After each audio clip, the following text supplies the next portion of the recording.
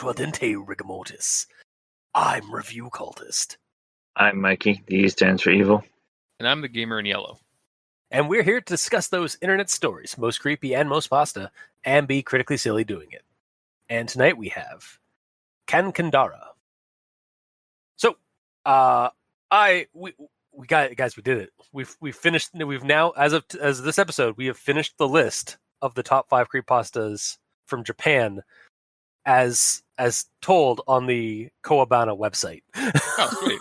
I didn't know that we actually had a finite amount that we had selected. Well, there's a list of 5, and we've already done Hachishaku-sama, so we really only had 4 left to do. Yeah, god damn it. I did another deep dive into Kowabana website, which apparently is actually how you say it based on the podcast that they have. Mm-hmm. And I found out some things. So about the site and about the story we're covering today and such. But for the site that we're doing, so Kankandara was translated. The version we're covering was translated by Tara A. Devlin, who runs Kowabana, the website. And they named the website that because Kowabana is a shortened form of Kawaii. I can never remember if this is, I think it's Kawaii Hanashi. And the reason I'm saying that I'm confused because sometimes, so Kawaii and Kawaii are two different, they're the same phrasing, the same spelling, but two different ways of saying the same word. And depending on how you inflect it, it's either cute or creepy is what it means. Wow. So, yeah. Very black and white sort of word. Yeah. Gamer, you thought English was bad. But yeah, it's like so Kawaii Hanashi literally translates scary stories. And it's generally how Japanese people tend to refer to creepypastas, or like Japanese urban legend, like internet urban legends and such. Mm-hmm. Like the kind that you find on like 2chan and such. So yeah, Kowabana website is basically it literally is Japanese. It's just JapaneseCreepypasta.com. Nice, as it should be. Yeah, and I don't think we've ever I don't think I've ever brought up on these episodes who's been translating on the Kowabana website, and I found out that it is Tara A. Devlin. Have you done all of them? Yeah, she basically runs the website and she translates it and stuff like that. Oh, wow. Apparently, yeah, I'm literally just reading off of her about page on the website, but like she's got like 10 years of Japanese studies, and then she moved to Japan and has since like started up this like a podcast and this website for translating creepypastas from Japan. Sweet. Yeah. Thank you for your service, by the way. Yes, absolutely. Like honestly, like I've now officially subscribed to the Kowabana podcast and look forward to listening to a bunch of weird, creepy creepypastas from Japan. And guys, I'll probably be pulling stories from like as I find them on the podcast. That's fine. But yeah, so I thought I'd get that out there since like we were on the last like of the list that we pulled from the Kowabana website, and I like, I should probably have mentioned this way earlier, but here we are. So, back to Kankandara, which is the story at hand. Let's start off with our initial recommendations. I will go first, obviously. I partially recommend this story. I do not recommend this story. I partially recommend this story. All right. So, you, the listener, knowing what you know about us, I mean, obviously you've listened to us before, and if you haven't, hi. Use those recommendations as you will. If you'd like to go check out the story now, it's on the Kowabana website. Just literally use the search option and type in Kankandara, or check the description of our episode right now below, where I've left a link. So you can check it out there first, or you can just listen to us talk about it. On to the rundown. So Nair and his friends, A and B, I love it, go off into some spooky off-limits section of the nearby woods after B has a fight with his overprotective mother. And his father tells him to go there if he thinks he's so brave. The off-limits area was set up by a mysterious group of women that rumor says are in a cult. It's also quite a ways out into the woods, so the group has to like hike out there to get to it. While in the woods, they hear someone staying a distance off from them, but moving in step with them, like every step they take and imitating their movements. They reach the off-limits section, which has been fenced off with warning signs, barbed wire, and spiritual wards and bells. But they decide to climb that anyway and immediately feel a dreadful sense of unease within the perimeter of the off-limits area. Well, the first thing they tried to do is break the fence down. Yeah, they try to break the fence and then they climb up. Yeah. When they realize it's made of some kind of like unbreakable material Unobtainium. for... Yeah. That's actually a real word, by the way, like an actual like science fiction word. Yeah. Like it literally is like a theoretical word for a material that is actually like it's got like it's like a science fiction like narrative plot device. Mm-hmm. Like a material that a mineral or material that is theoretical, but we haven't discovered it yet. That's what it's supposed to mean. Yeah. But anyway, I digress. So the trio, hang on, where am I? Shit. And as soon as they get like over the fence and like they're in the perimeter, they realize that the movement that was following them has stopped and everything's gone quiet. Inside is a circle or hexagon of 6 trees with Shimenawa tied to them, which Shimenawa are special ropes that are tied around trees to ward off evil spirits in Japan. And within the circle itself, there is a metal box with what looks like different family crests scrawled all over it. The trio then goes forward and B opens the box, where they find 4 vases with strange liquid in them in the 4 corners of the box, and then in the middle there are 6 red toothpicks arranged in a shape. Nair and A check out the vases before B goes around and just pokes at the toothpicks, where they proceed to get stuck on him and he breaks them apart. That's when the bells on the other side of the area from them rings out, or they begin ringing out, and the trio sees a woman with 3 sets of arms, and just the upper torso of a woman with 3 sets of arms. Noping out of there fast as they can, A gets stuck on the outer fence, but eventually makes it over, and the trio run through the woods for safety. At the tree line, they encounter a group of people who then take them to a meeting hall where their families are. They get checked out to see that they're okay. There is some heartfelt and also confusing reactions from their families about their well-being and like why they went out into the woods and stuff like that, and what did they do, what did they see before they are sent home. The next day, B's mother contacts A and Nair about B acting strange. B's arms and legs have gone stiff, and he has been wailing for hours about the pain. She tells A and Nair to go home and prepare. Their families have been informed, and they are going to go somewhere in about 2 days. Confused, since no one has been telling them what the fuck is going on, but compliant with the situation and what they're being told to do, they go on this journey to a whole other prefecture in Japan with B's mother. The whole while B has been absent from this trip. And she takes the duo to a mansion up in the mountains where they meet an old guy and a young priestess. Turns out that B is already there. He was brought there already. And the old guy and the priestess explain that the evil in the off-limits area was a former priestess who in ancient times was sent to fight a large snake that was hunting people in a local village, but was bitten in half in the process and betrayed by the villagers that she had sworn to protect. So the snake then ate all of her, and the village knew peace for a time.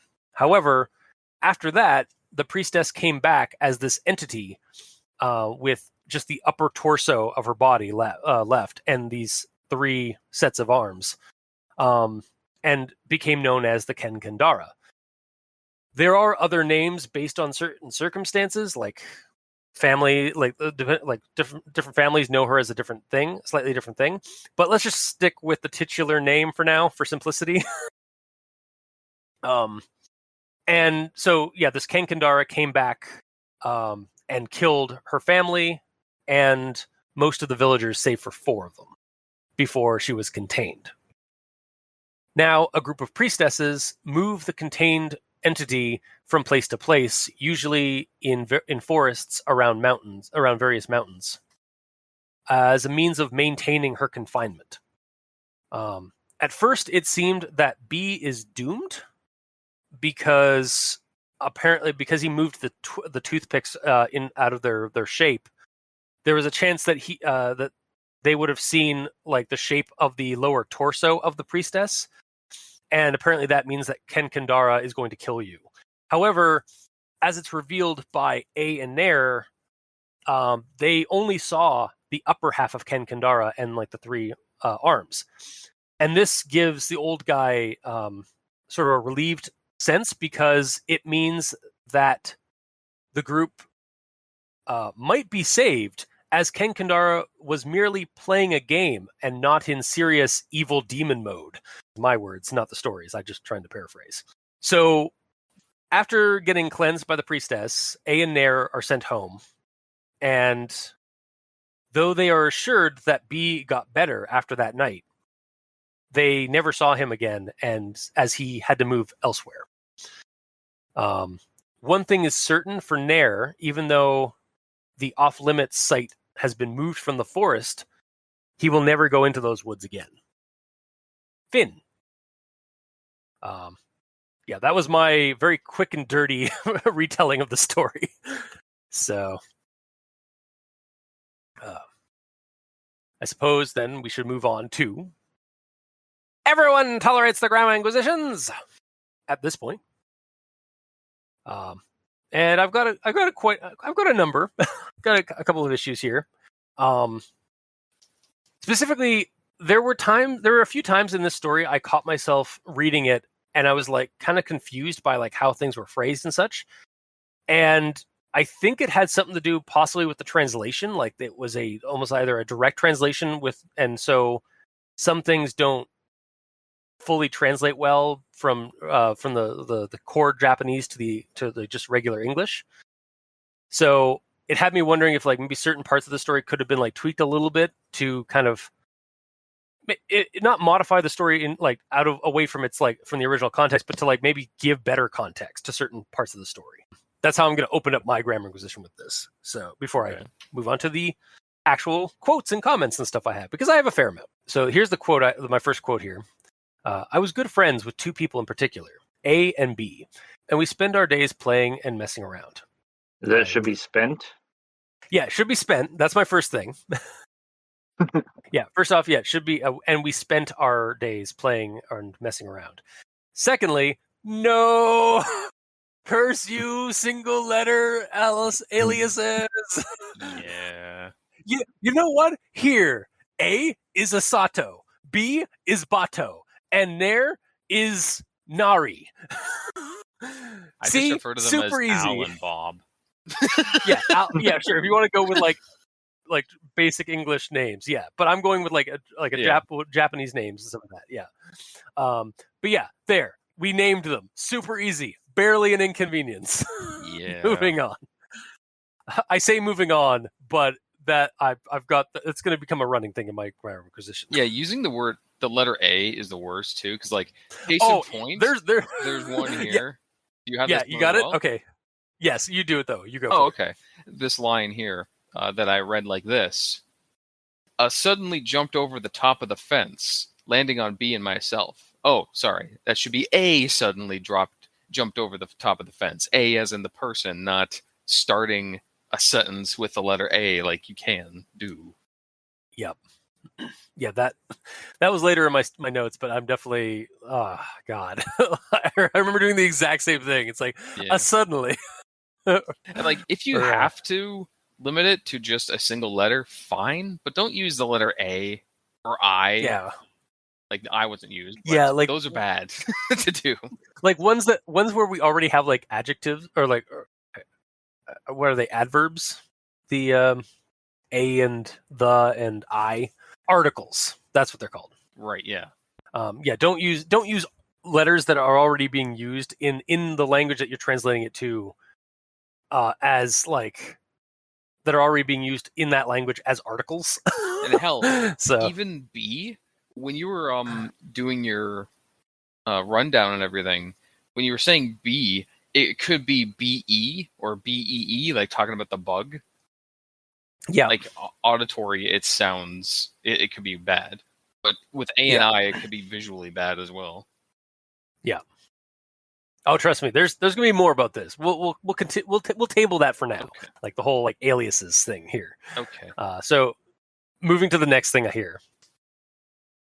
In the 3rd grade of junior high, B and his mother got into a big fight.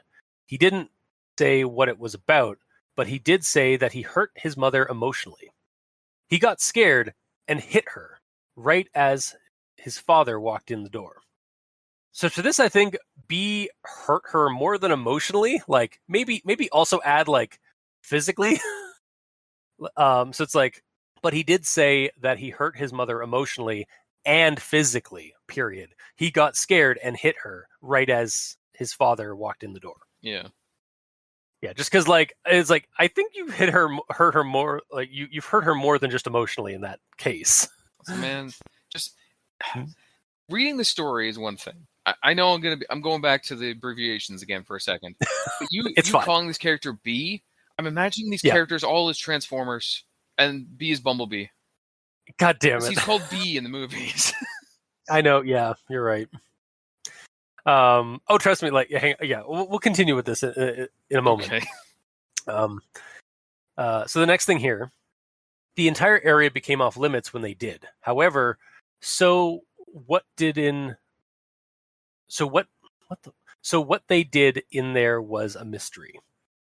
I feel like the however doesn't need to be there. So it would be like the entire area became off limits when they did, comma. So what they did in there was a mystery. Like, it really doesn't need that however. I guess. It works without it, so yeah. Yeah. Yep. And then the next thing here, we gathered various tools and got there around 1 a.m. Okay, so this is another thing the story does that it really bugged me, aside from using the alias thing. I feel like it should stick with using the numerical when it's using a number in something, because there's a lot of times in the story, and in this sentence specifically, when it says around 1 a.m, it uses 1 as in the word 1, not the numerical 1. And I was going to give that a pass initially, but a little later, it goes in and uses the numerical phrasing when referring to another unit of time. So, yeah, I think for clarity and stuff like that, you should just use the numerical 1 or the numerical unit when referring to a unit of time. Yeah, especially in the story, because it makes sense. Yeah, like because it happens a couple of times in the story. Like it uses the numerical and then it uses the word version, like off and on. So, and it kind of just bugged me. And then the next one here, and case in point, but not even 5 minutes after entering the forest, something strange happened. Again, it uses it needs to use the numerical 5, not the word 5. Okay. To me, that seems a bit like a nitpick because it's very possible. Yeah. I know in school we were taught that if it's a low number to write it out, then once you get to the higher numbers like 20 and up, you put in the number. See, that just seems fucking counterintuitive to me. Because like depending on how you're how you learn this system, different people will be switching from one to the other at different times.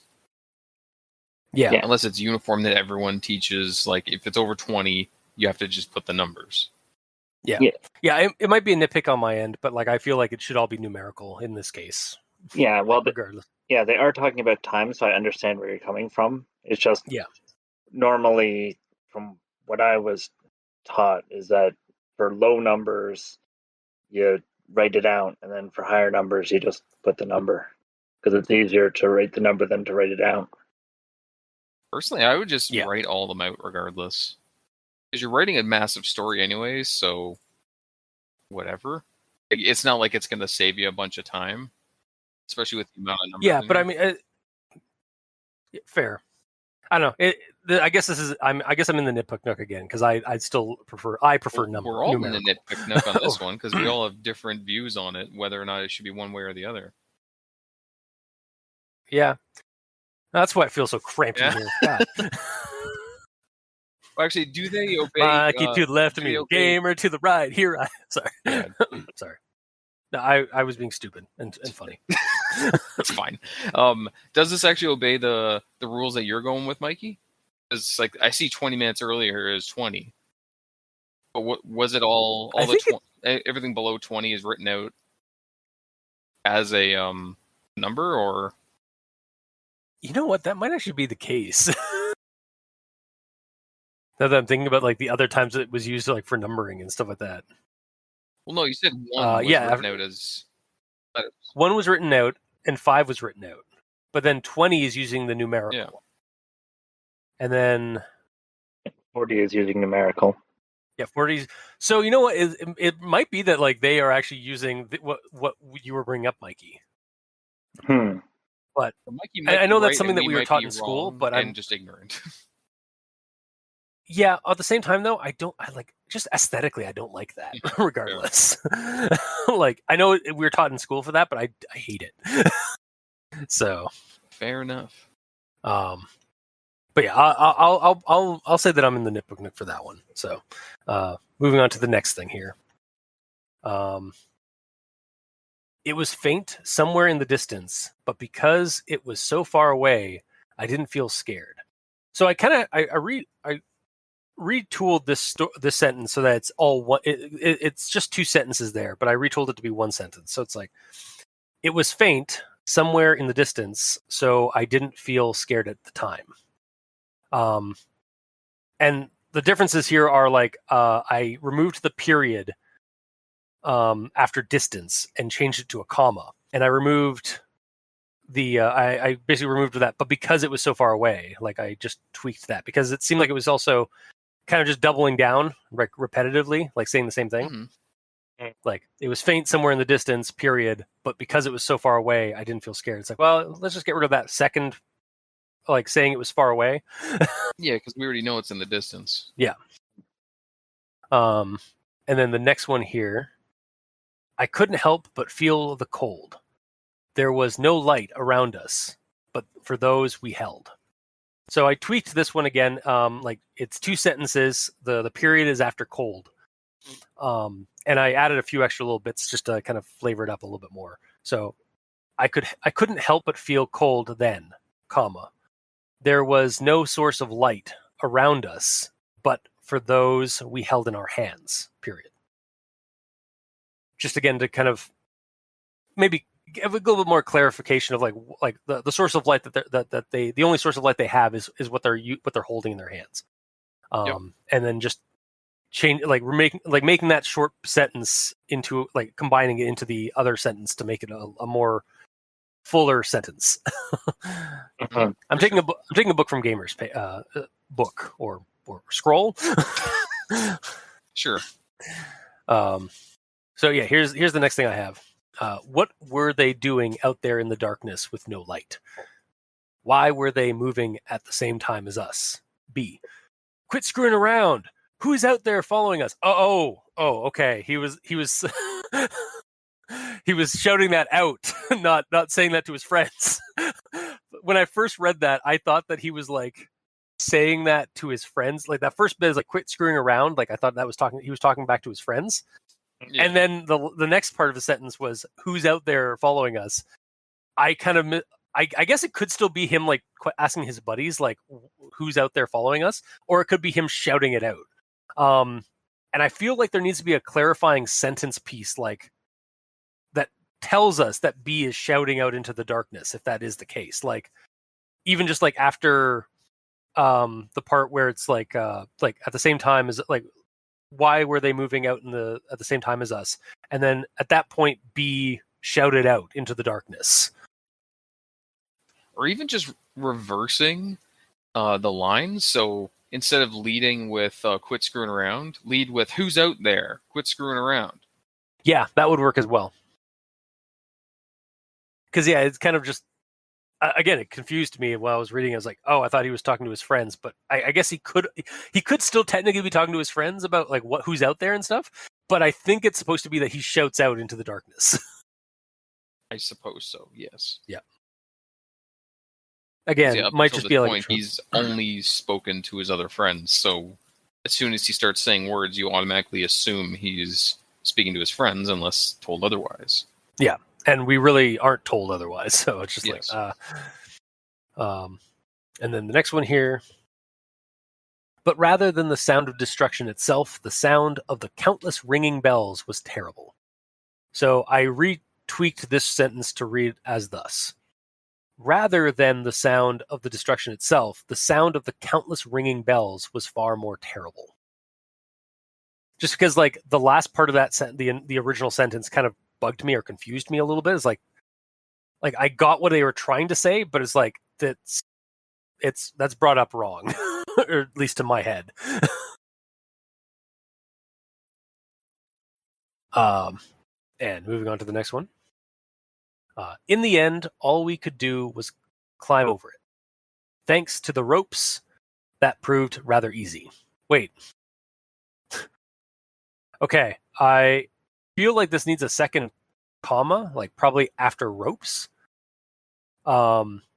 Maybe even like move the comma that's after end at the beginning to that spot there. So it's like, in the end, all we could do was climb over it. But thanks to the ropes, comma, that proved rather easy. Hello? I was muted. I'm sorry. Yes. God, okay. Okay. It just seems like whenever you, I guess I'm so used to like somebody either giving me giving me gripe or acknowledging yes, you're right. Like I'm not used to like just saying something and then like there being silence. Yeah, cool. Sounds like I'm just speaking into a void. Mm-hmm. And we clearly don't do that because we have Patreon supporters. Yeah, clearly. Nice foreshadowing for our outro. Yeah. But anyway, yeah. So on to the next one here. As soon as we were over the fence, I felt an intense discomfort, like feeling cooped up or being trapped in a cage. It was difficult to breathe. A and B seemed to be experiencing the same thing and hesitated to step forward. But we'd climbed the fence, so that was all we could do. I got what this was trying to say at the very end there, like, but we'd climbed the fence, so that was all we could do. I got kind of, I think I got what it was trying to say, but the way it's said is kind of weird to me, so I retweaked that ending bit. It's like, so it reads, first of all, I get rid of the front butt. But then it reads, we'd climbed the fence, however, comma, so the damage was done. Like, because that's kind of what it sounded like it was trying to get at. But the way it was phrased, it kind of bothered me.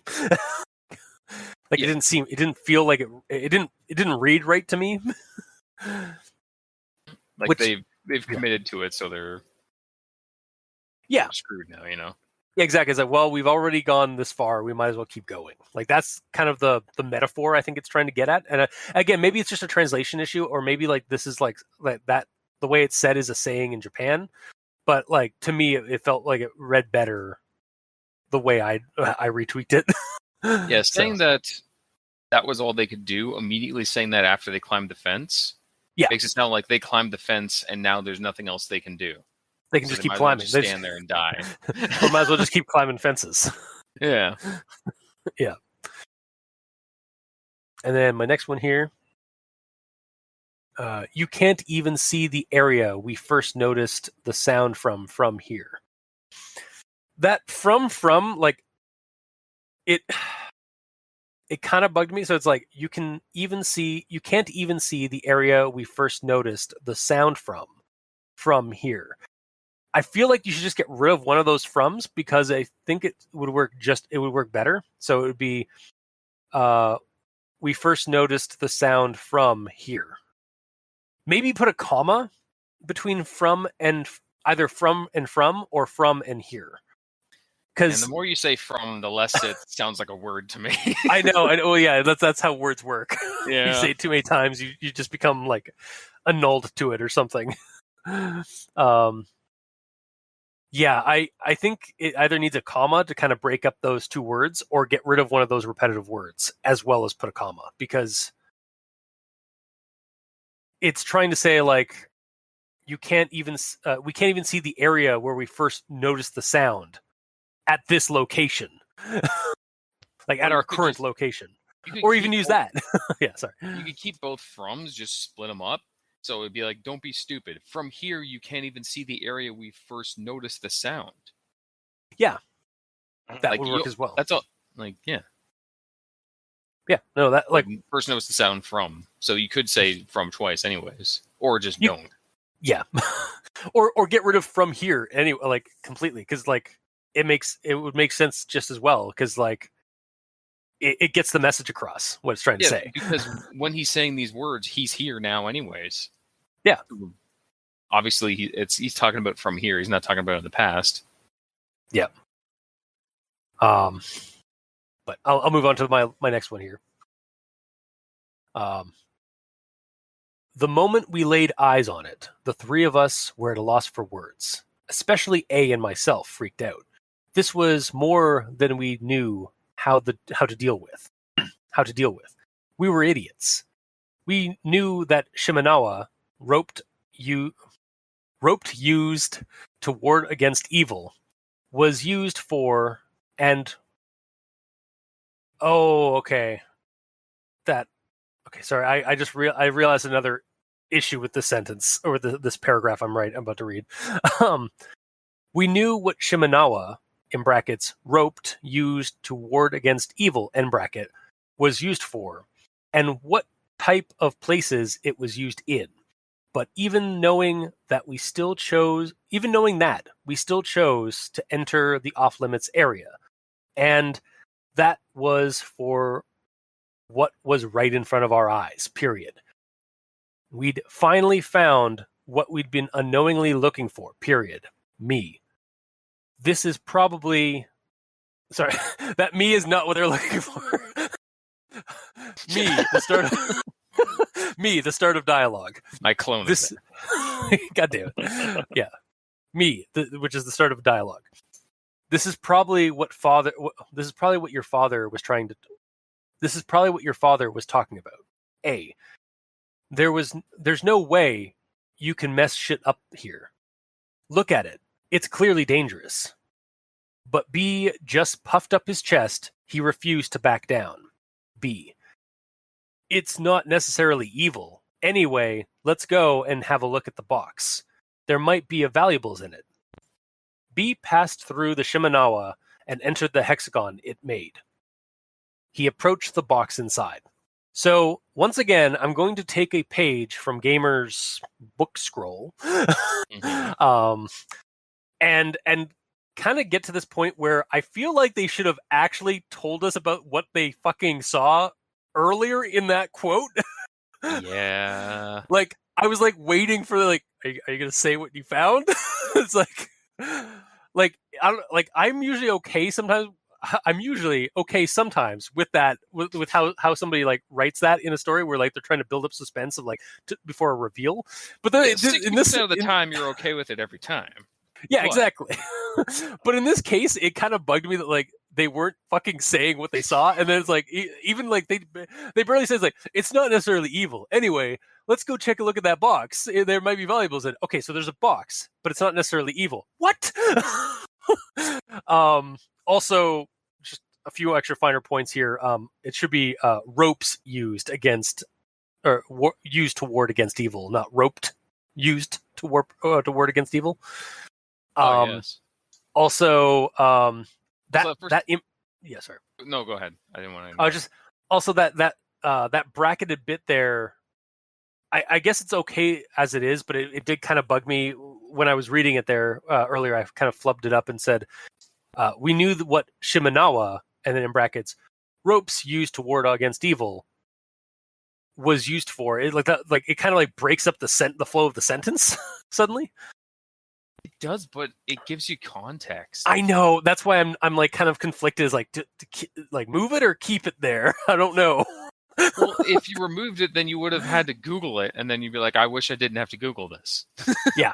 That being said, we actually, never you know what's funny? about Googling. Now that I think about it, funny story about reading this story. I actually didn't need to use Google because I have a fucking anime companion on my shelf next to me. Oh, okay. That gives me a bunch of like cultural, like it gives me basically explanations for a crap ton of cultural artifacts and cultural touchstones for Japan. So I just basically cheat. Yeah, kind of. Yeah, like I was. It has in it like a small blurb. It's basically like an encyclopedia of Japan. Mm-hmm. And I was able to like go under to S and find out like what Shimenara was. I was also able to go under T and find out what a tatami mat was, and like in the pretext of it, apparently it's it's like a straw and cloth mat that they put down into a room, like basically make up the floor of a room. Isn't that what they train cutting with swords on too? Or am I thinking of something else? Maybe like you mean like the rolled up ones and stuff like that? Yeah. Yeah. Perhaps they use the same, like they wrap it around, they roll it up to like use it for like the cutting and stuff. But anyway, yeah, getting back to the story, like yeah, I just like again, I'm an anime nerd. I was able to pull these books out from like my high school days of like being an otaku, like being a major anime nerd. So, but yeah, getting back to the story. That's different between us. I was not a weeb growing up at all. Yeah. I was 100% a weeb, and like, yeah, I definitely have have a couple of books on like the anime essentials or the anime companion. Nice. But moving on to this, back to the story here, and like this setup at hand. So, maybe so yeah, I feel like the box could have been mentioned a lot earlier, like I said, and like maybe after it says we'd finally found what we were unknowingly looking for, and then have it say in the clearing beyond the Shimenawa was a large metal box like a chest that seemed to ooze malice. Just the malice part, maybe you keep it or leave it as just like a piece of like colorful like flavor. As flavorful as that is, and as tasty as that flavor is, B straight up says we don't know it's evil. If it was oozing evil, then he would know it's evil. True, yeah. Maybe just have like then in the clearing beyond the Shimenawa was a strange large metal box. Yes. Or a large strange metal box like a chest. And then then have the rest of it like go on. It's like this is probably what your father was talking about, and it's like there's no way there's no way you can mess shit up here. Look at it; it's clearly dangerous. Mm-hmm. And then it keeps going. So also that first sentence you read is pretty much a run on. It's a little long. Yeah, I noticed that too. Yeah, like it goes on to about like from like the moment we laid eyes on to oh no, it's actually not that run on. It's like kind of at the limit of it. I suppose, like I only cut it up a little bit. Yeah. Okay. I cut it up. It started at like at off limits area is when I stopped it, and then I just continued with what it was for, right in front of our eyes. That part, yeah, that one we've been unknowingly looking for. Yeah, that into the next one. Yeah, for sure. Yeah, that one's definitely kind of run on. It goes on for like almost 2.5 lines. So, Mhm. and it's honestly it's because again because we have that bracketed bit with like the context of what a Shimenawa is. So, oddly enough, they give us a bracket of what the Shimenawa is, but we do not get what a tatami is. But I guess that's like more like understandable in that like a Shimenawa is something of like a spiritual part of their culture versus a tatami mat, which is something that's a household item. So, Yeah. But I'll move on to my next thing here. We were more worried about what B was gonna do than what was in the box, but we ended up following him anyway. So I feel like it should still be going to do, not gonna do, because this isn't necessarily dialogue. In fact, this is outside of dialogue. It's the telling of the story. So maybe don't use the slang of gonna. Yeah, maybe because it's not, even though it's out of the story, it's not necessarily written by the character after the fact saying like I survived this event and here's the retelling of everything. It's Yeah. Yeah. Yeah, I didn't mean to actually cut you off there. No, I was just fine. like agreeing with you. So yeah. And then my next one here. He checked every corner, looking for a way to see in, when he noticed a part of the back that looked like it came off. B. Hey, this piece comes off. We can see inside. I actually don't think you need the dialogue here, since it basically repeats what you just said in the description of what he's doing.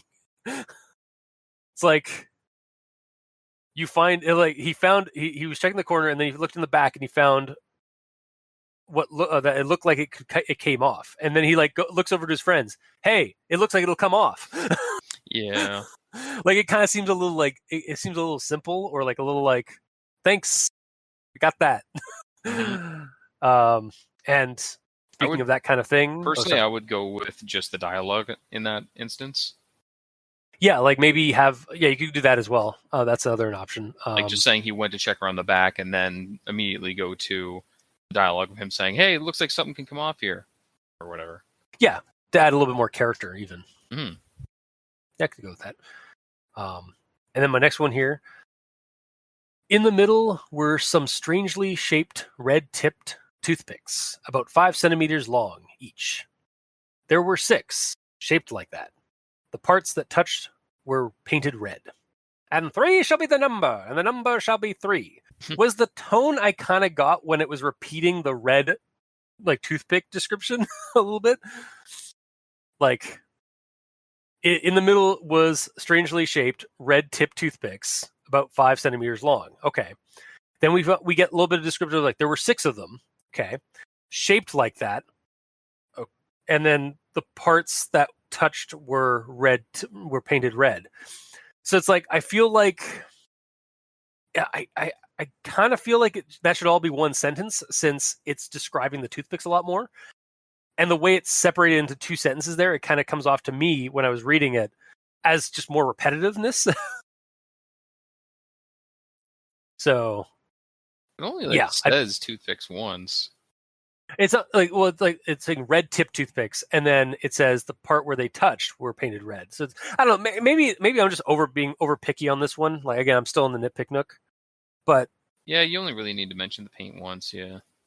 Yeah, but well, part of that sentence does bring up that like the spot where they were touching was painted red. Well, yeah, because they are red tip toothpicks, but right from the get go, you don't know that they're touching anywhere. So then it goes to the little design showing you what they're like. Yeah, I feel like maybe the story stop making it 2 sentences and make it 1 sentence. So it's like in the middle were 6 strangely shaped red tip toothpicks in brackets. The parts that were touching were red, in bracket, about 5 centimeters long each.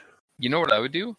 I would start it like that and say, there's 6 toothpicks with the ends painted red, where they touch, and then brackets, put the little the slash marks to show the orientation of them in brackets in the sentence, and then after the brackets say shaped like that.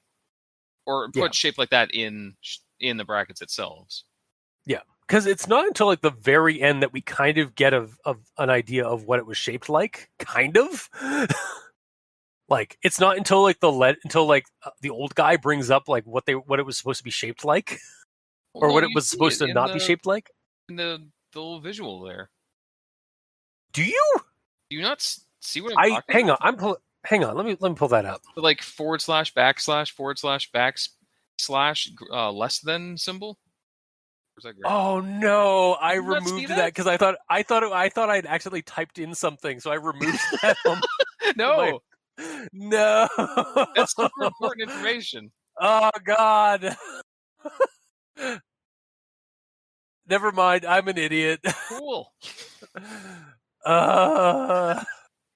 It does look like a typo or something. Honestly, yeah, it kind of looks like a typo. So it's like that's why I didn't. Oh no.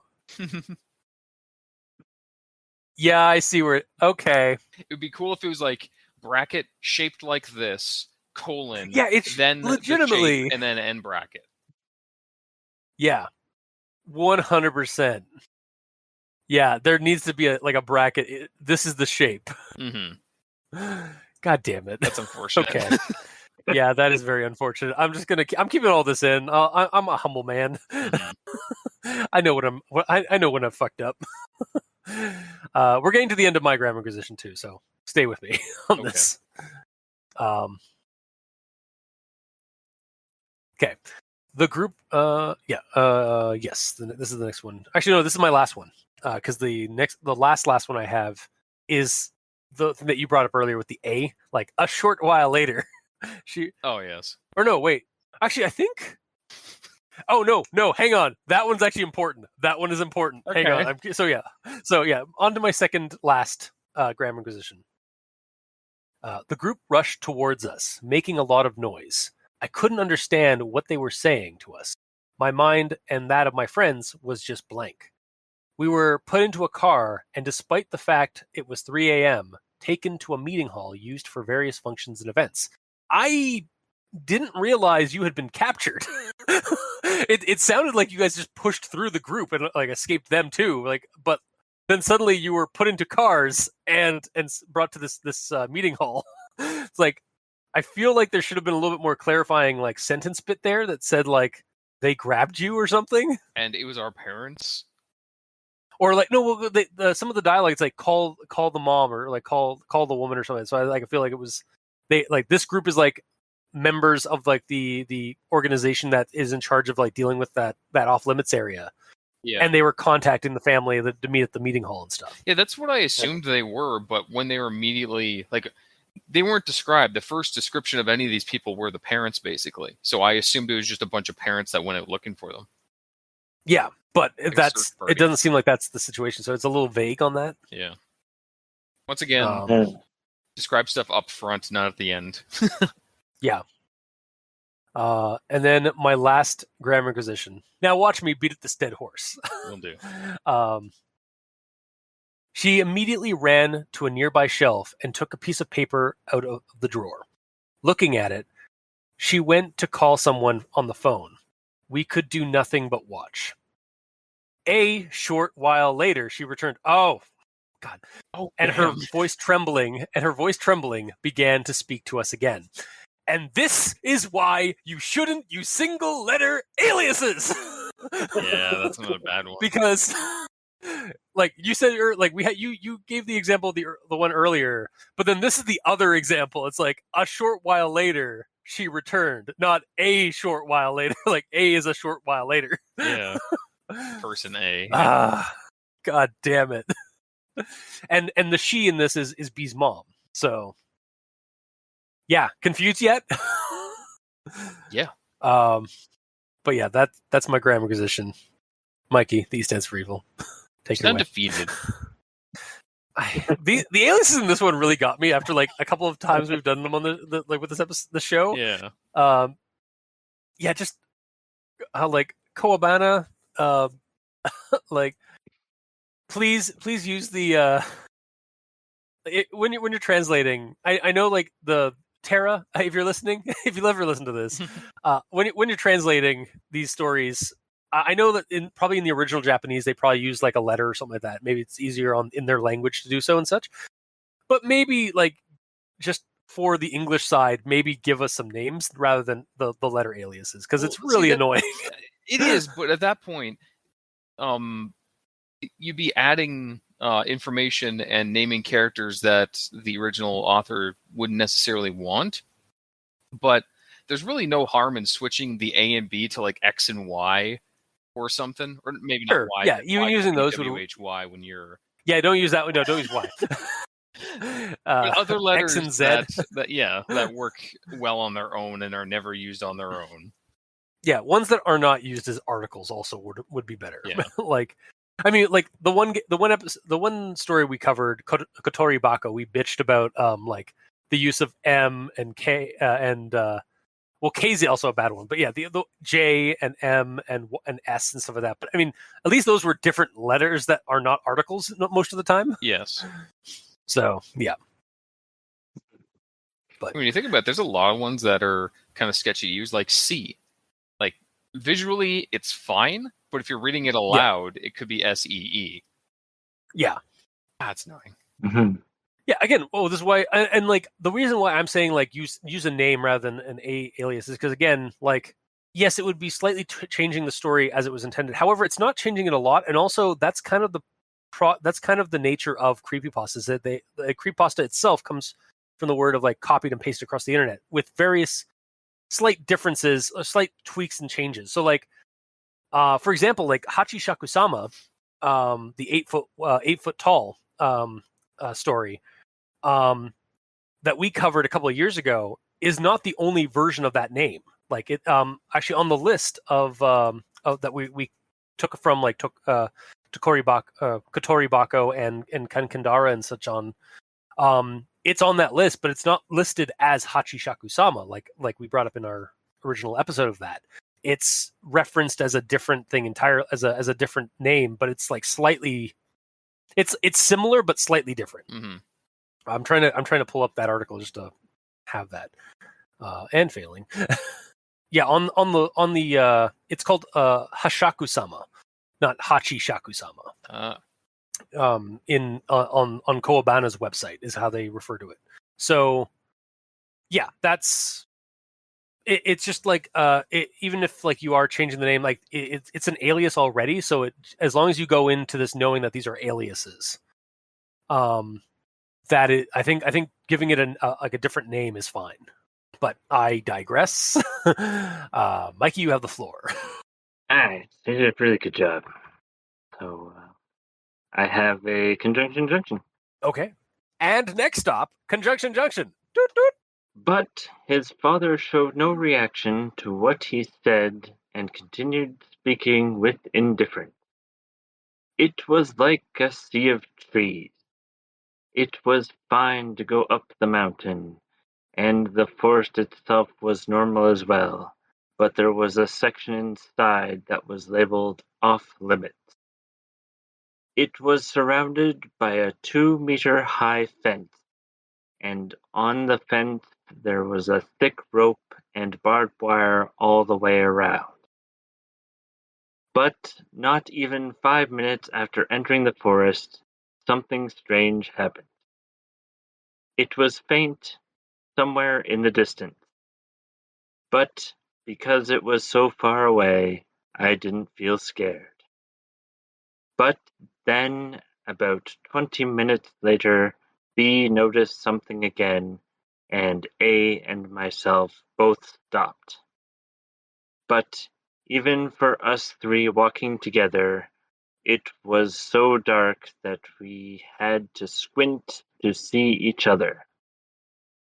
It wasn't getting closer or further away. It had kept the same distance since the start. And so we continued on with the sound following us, and as the fence came into sight, we became less concerned with it. It was the first time the three of us had seen it, and it was even weirder than I imagined. It couldn't really be that dangerous of a place, right? But rather than the sound of the destruction itself, the sound of countless ringing bells was terrible. But we underestimated the strength of the fence, and our tools weren't enough. It didn't give an inch. It was difficult to breathe. But we'd climbed the fence, so that was all we could do. But, to be honest, that was the least of my concerns. It was quite a distance away. But I made the mistake of thinking that it might not be something real, and I couldn't agree with what A said. But B just puffed up his chest. But there was another board underneath the lid, so in the end we couldn't see anything else. It looked like a family crest or something, but all over the box, on every side, it was covered in crests, every single one of them different. It appeared to be stuck to the ground, however, and although it didn't look heavy, he was unable to lift it. But perhaps because he was sweating, the instant he touched it, it stuck to him and the toothpicks broke apart. But perhaps in his fear and confusion, A was stuck trying to get over the fence. It was coming from the mountain, the opposing direction from the entrance to the forest. But we couldn't tell if it was getting closer or if the fence was just shaking harder. It skillfully used those arms to climb the rope and barbed wire, its mouth wide open, like a spider gracefully moving through its web. It was coming right for us. But it wasn't that thing. But she also spoke the warmest words I'd ever heard come from her mouth before. It didn't seem like it would be able to get through to her, so I hung up the phone and made my way to Bee's house. But then again, the thing we saw made up most of what happened there, so whatever might have been causing this was likely left out. But then she asked again not what we saw, but what we did there. But what did we do? It was the toothpicks. It was large and old, with its own cellar and detached house. It was amazing. It turned out the old guy was her uncle, and he introduced himself with a fairly normal common name. But in the blink of an eye, the snake attacked, devouring the lower half of her body. It wasn't until later that the plan the Shrine Maiden's family came up with was brought to light. It seemed whoever Bee's mother called the day before was someone else, and after discussion about what to do, they brought Bee here. But then the situation was turned on its head. But she wasn't crying. Her expression said she was prepared for anything. So, what she was trying to say was that Kankandara and the Shrine Maiden were the same existence, but also separate. It was enough to know that B could be helped, and the expression on his mother's face at the time was truly amazing. It was like all the worry and anxiety she'd been holding in for several days came apart at once. It was that type of smile. It's a bit of an after-story, but she had it the roughest. It felt like it really made me think about what the meaning of the word mother was.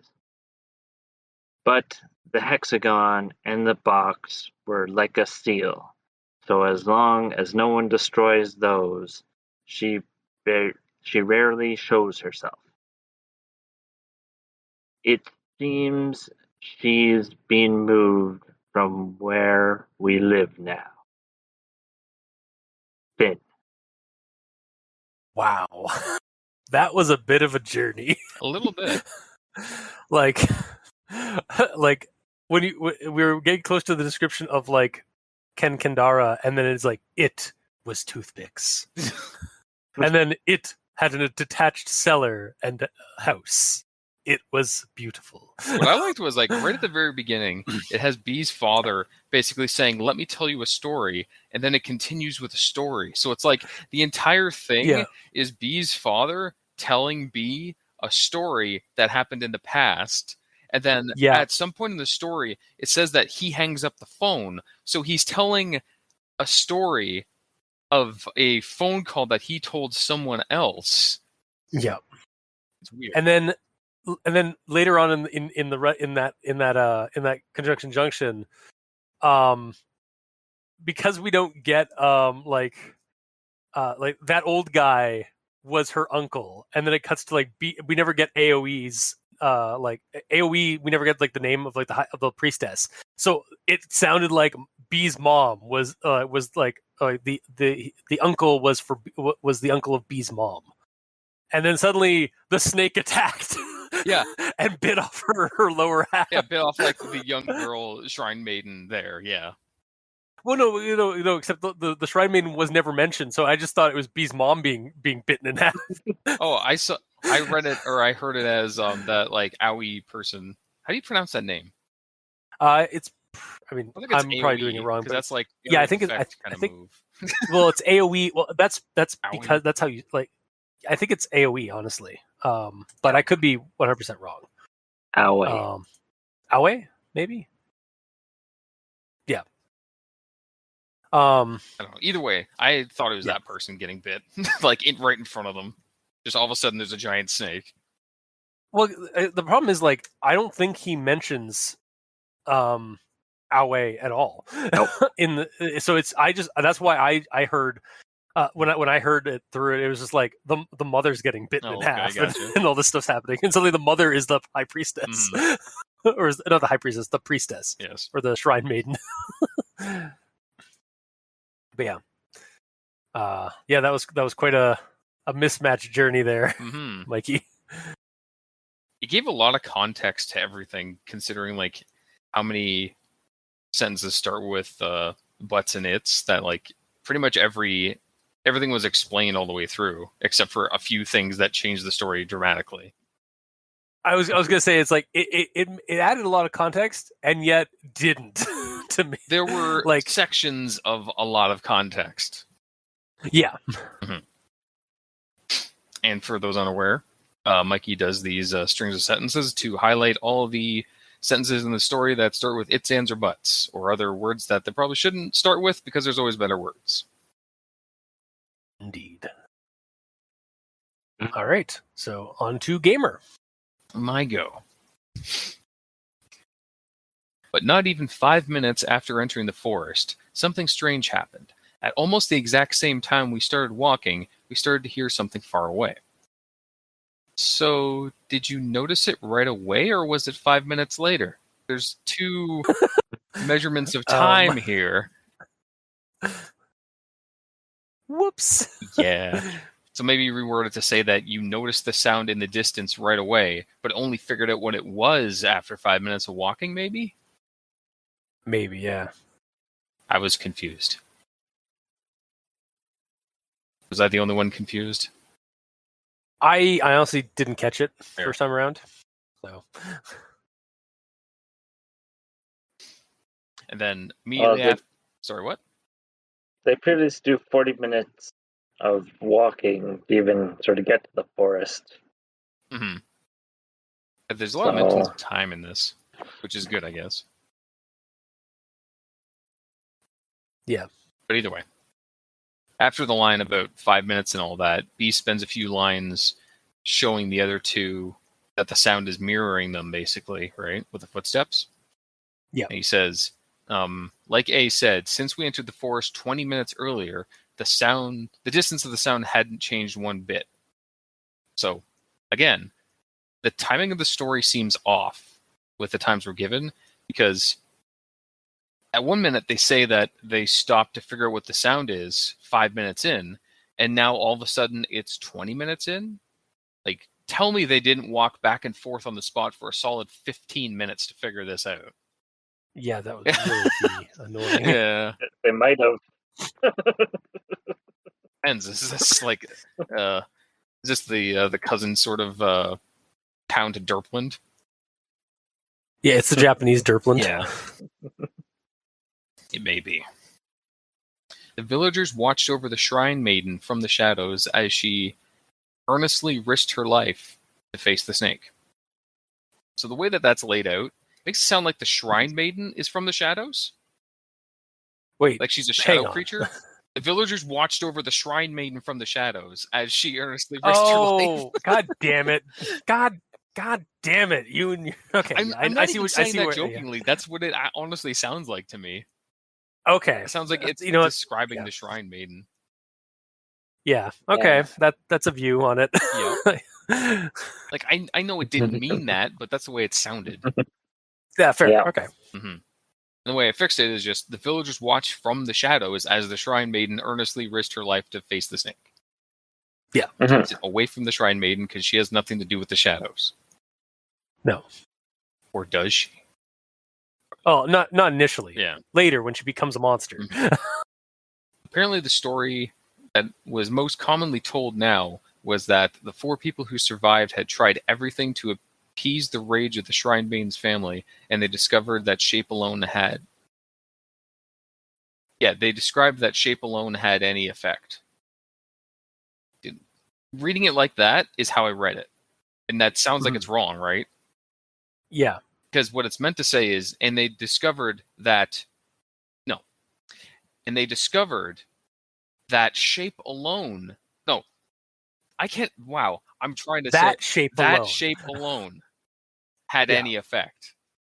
Yeah, that shape alone, the shape that we brought up earlier, that was the toothpicks were in. Yes. No, this isn't the toothpicks. This is the hexagon. Oh, the hexagon's the shape. Yeah. Okay. So, yeah. Should it be that the shape alone had hexagon, no effect, yeah, that or shape had little effect? That's what I first thought, because I was very confused. And then I'm like, okay, they discovered that only that shape had any effect. Yeah. Like that shape alone is the only one that had any effect on this. Yeah. It's like much like I've said previous in the story during my Grammar Inquisition, there are phrases in this story that like I understand what they're coming from, but that is a really bad, like poor way of describing it. Or like it's really hard to like you have to double take a couple of times to figure out, to realize what it's actually trying to say. If that was in all caps, it would work. Yeah. They discovered that shape alone. Oh, it still doesn't sound right because had any effect sounds weird. It's because of the inflection. Yeah. Like it's like it's all about the intent on the use of the word. Wait, it wasn't in italics, was it? Oh God! I did that in jest. I don't think it's in italics. No, it's not. Thank God. Okay. I'm gonna be really angry for a second. But yeah, that part's weird. Yeah. And that is the end of my grammar in yellow. Okay. Then I suppose we'll move on to actual thoughts. Finally, after an hour. My God. There was a lot of there were, to be fair, there was a lot of issues grammar wise with this story. So, and it was a pretty long story. Yes. I think on my Google Doc it clips in at like 15 pages. So, but on to actual thoughts. I'm going to start with this one here. There were 4 vases in each corner, shaped like PET bottles, full of some type of liquid. So I actually had to look this up because, like, I was like, PET bottle? What is that? And looked it up. So PET bottles, for anybody else like me who wasn't in the know, are PET stands for polyethylene terephthalate. And it's basically those it's basically just the plastic drinking bottles. Yeah. Like the kind that you would have water in, or green tea and other cold beverages served in like Japan and stuff like that. Like I remember the 2 hours I was in a Japanese airplane or airport. I grabbed a bottle of like cold green tea from a vending machine. In a bottle. So I just kind of envisioned that bottle. And honestly, when I Googled up PET bottles Japan, that's the first thing that came up was a green tea bottle, like the one I'd found at the airport. So I didn't think to put the word Japan on my Google search. I just did PET bottle. I'm like, okay, it's a water bottle. Yeah, basically, yeah, it's like the plastic like disposable water bottles. That, although I guess it could be a normal like could be a reusable water bottle, but yeah. Regardless, yeah, it's just basically they were shaped like a water bottle, like a disposable water bottle. Yep. I think I had a and note moving on to that. the next. Hang on. Oh, you did? Yeah. Basically, I wrote down, okay, PET bottle, which is a normal water bottle or soda bottle. Okay, I learned a thing, but why? Like, wouldn't it be simple to just say look like a water bottle? Or is it like, is the term PET bottle such widely known in Japan that it's just everyone refers to it as that? Yeah, I have a feeling like sometimes I often wonder, because again these are translations to another country and like their culture and so on. So I often wonder if like the way certain things are mentioned in the story are because like that's something more common, like that's like a common phrasing or common like a commonality, or I don't like like a common phrasing in Japan rather than like for us. Yeah, like we it's the difference between between like bottle, but they use the official name for it. Yeah, like similarly, like we would call it a pop bottle in Canada, but in like America they use soda. Mm-hmm. So yeah, I wonder if that's I wonder if it's like like a similar situation. But I'll move on to the next thing I have. What we thought was just a face, in reality, had a naked upper body with 3 arms on each side. It skillfully used those arms to climb the ropes and barbed wire. To climb the rope and barbed wire. Its mouth wide open, like a spider gracefully moving through its web. It was coming right for us. So, as cool and creepy as the look of Kankandara is, like this kind of like half-bodied Spider Woman, basically. Although I mean, technically, it'd be an insect woman, since spiders have 4 limbs, 4 sets of legs, and rather than 3. I definitely did not just pantomime putting my adjusting my glasses. It's fine. I was giving you a blank stare. Like, why bother? Yeah. ... ellipses. Yeah, just, slowly blinking. He's like, why am I doing this? He doesn't see this. It's just natural. Yeah. So yeah, sorry, yes, Mikey. But it is a spider because her legs are bitten off She by doesn't the have snake. legs. Her legs were bitten off. Let the man speak. What'd you say? Sorry. So are you saying that a spider that loses 2 legs is an insect and not a spider anymore? You're right. Yeah, I guess. But getting back to my actual comment here, was not actually that about being a spider. Okay. So I can dig the spider motif regardless of like my silliness there. However, its origin stems from a large snake god spirit creature thing. So I would have thought that in the legend that the Shrine Maiden was off to go face a large spider that was hunting people and eating them around the village. Though the snake in the legend was also speculated to be a forest or mountain god of sorts. So perhaps it has different aspects or forms that it takes. So like maybe it's not. Maybe even though it appeared as a serpent or like a snake creature that was like stalking around that village, and the maiden dealt with it. Maybe there are like because it's a spirit of the forest. It has different different forms, and so that's why the shrine maiden came back as this like spider creature rather than like a snake creature. Or what the legend doesn't say is that the shrine maiden, when she was killed by the snake god, in her anger and grudge for the villagers who betrayed her, took on a spider form as like as the form of the grudge. So it's on her end, or perhaps a spider spirit came to her and made a deal with her, and that's how she came back as this monster. That makes a lot more sense, honestly. Yeah. But yeah, that's more speculation on my part of like something that the story did not bring up, is because it just seemed weird that like she came back as a spider even though she was killed and supposedly like, I mean, maybe either brought back or like she was dealing with a spirit of a snake or like a snake spirit, snake formed spirit rather than a spider formed spirit. So like, why didn't she come back with like more serpentine visage? Also, when you described her look, it made me refer back to my notes on the art, and she is not naked in the art. She has a ripped up shirt on. You're right, yeah, but I think that's more like for like a tasteful thing for the. But like the hair, the hair basically covers everything up. You know what? You're absolutely right. it just the arms should be naked. Oh no. yeah. Honestly, the you could just add a little bit extra long like black hair and just like cover up the nipples. Yeah, because you don't need to see that. That's fine. Yeah. Again, it's a certain thing. Again, this is the thing about art is like it's open to interpretation. So like people are going to draw things differently regardless of what the description is. I just realized that she's clinging to the fence too.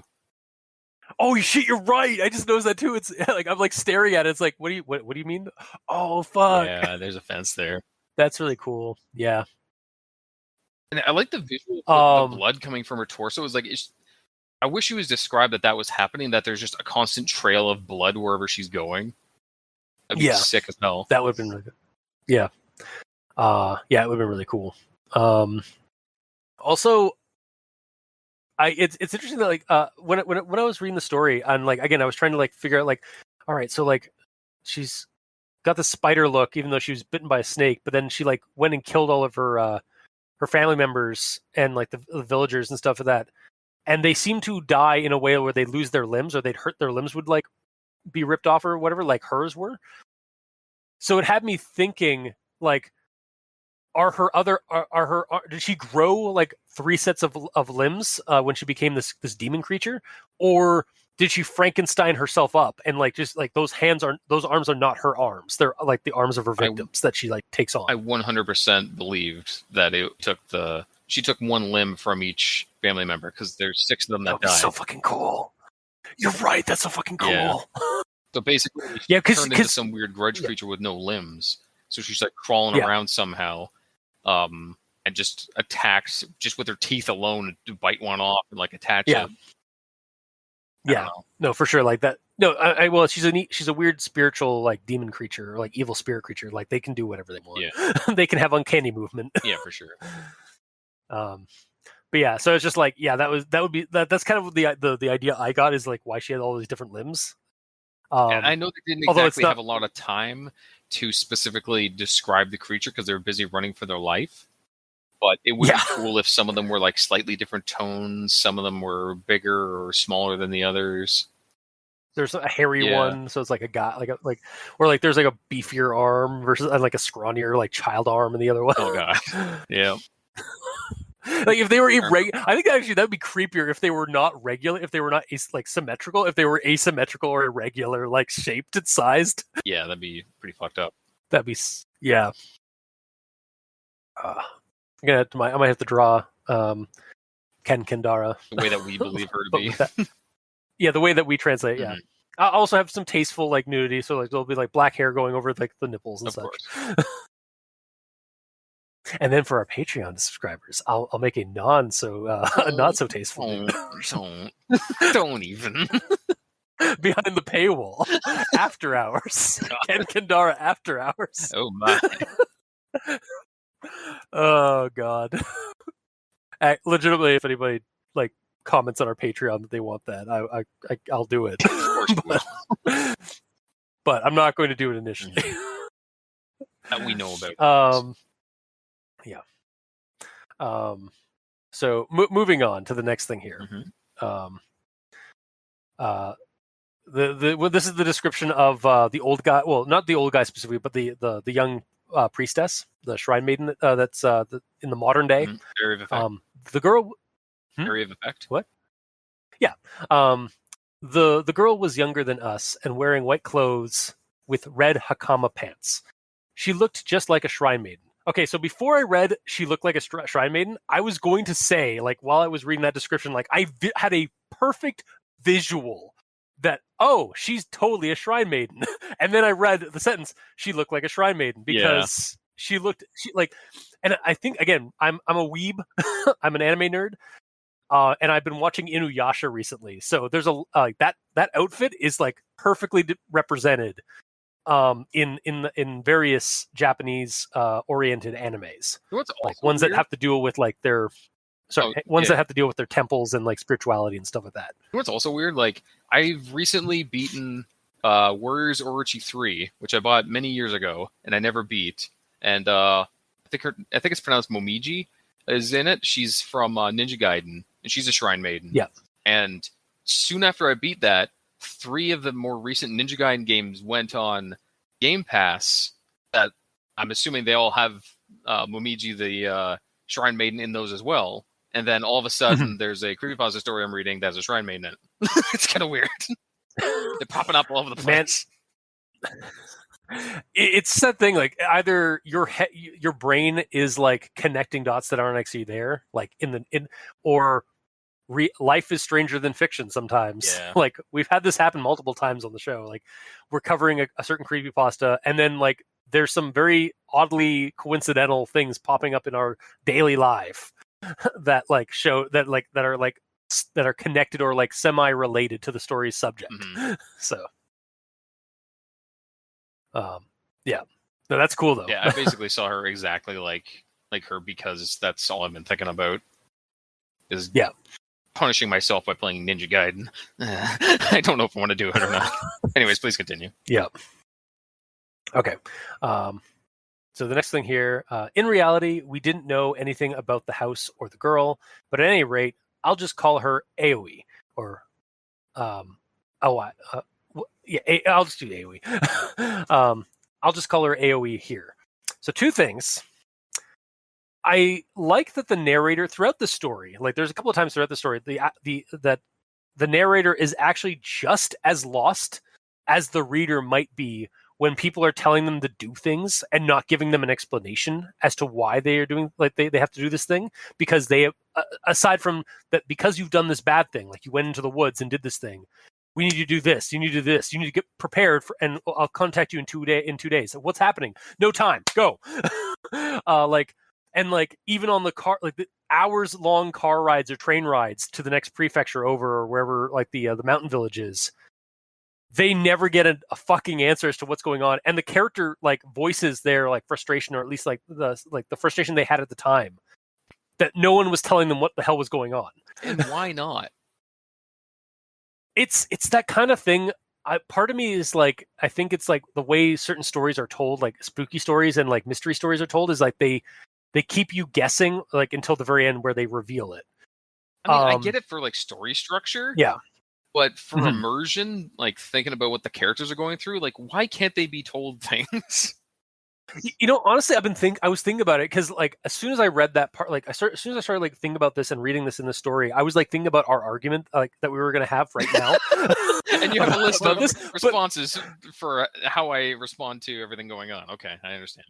Well, exactly. But in this case, I was actually like, I'm kind of like, I was going to try and retort with like, well, I'm sure this happens in real life. It's like, does this actually happen in real life? Like, do people like say like try to exclaim to somebody like, do this thing, and then you're like, why? It's like, don't question me, fucking do something.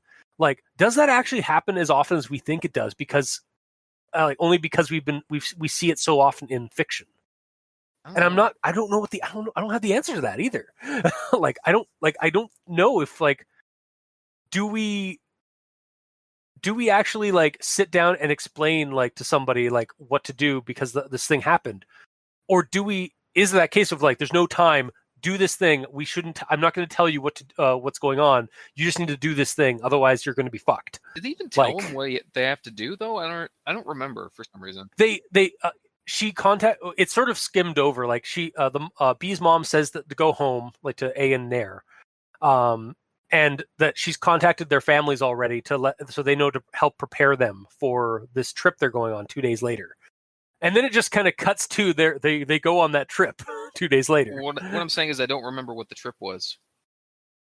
Well, the trip was them going up to the mountain village and like the mansion to see the old guy and the shrine maiden, who had B already, like, because they were basically going to perform a cleansing ritual or something for them.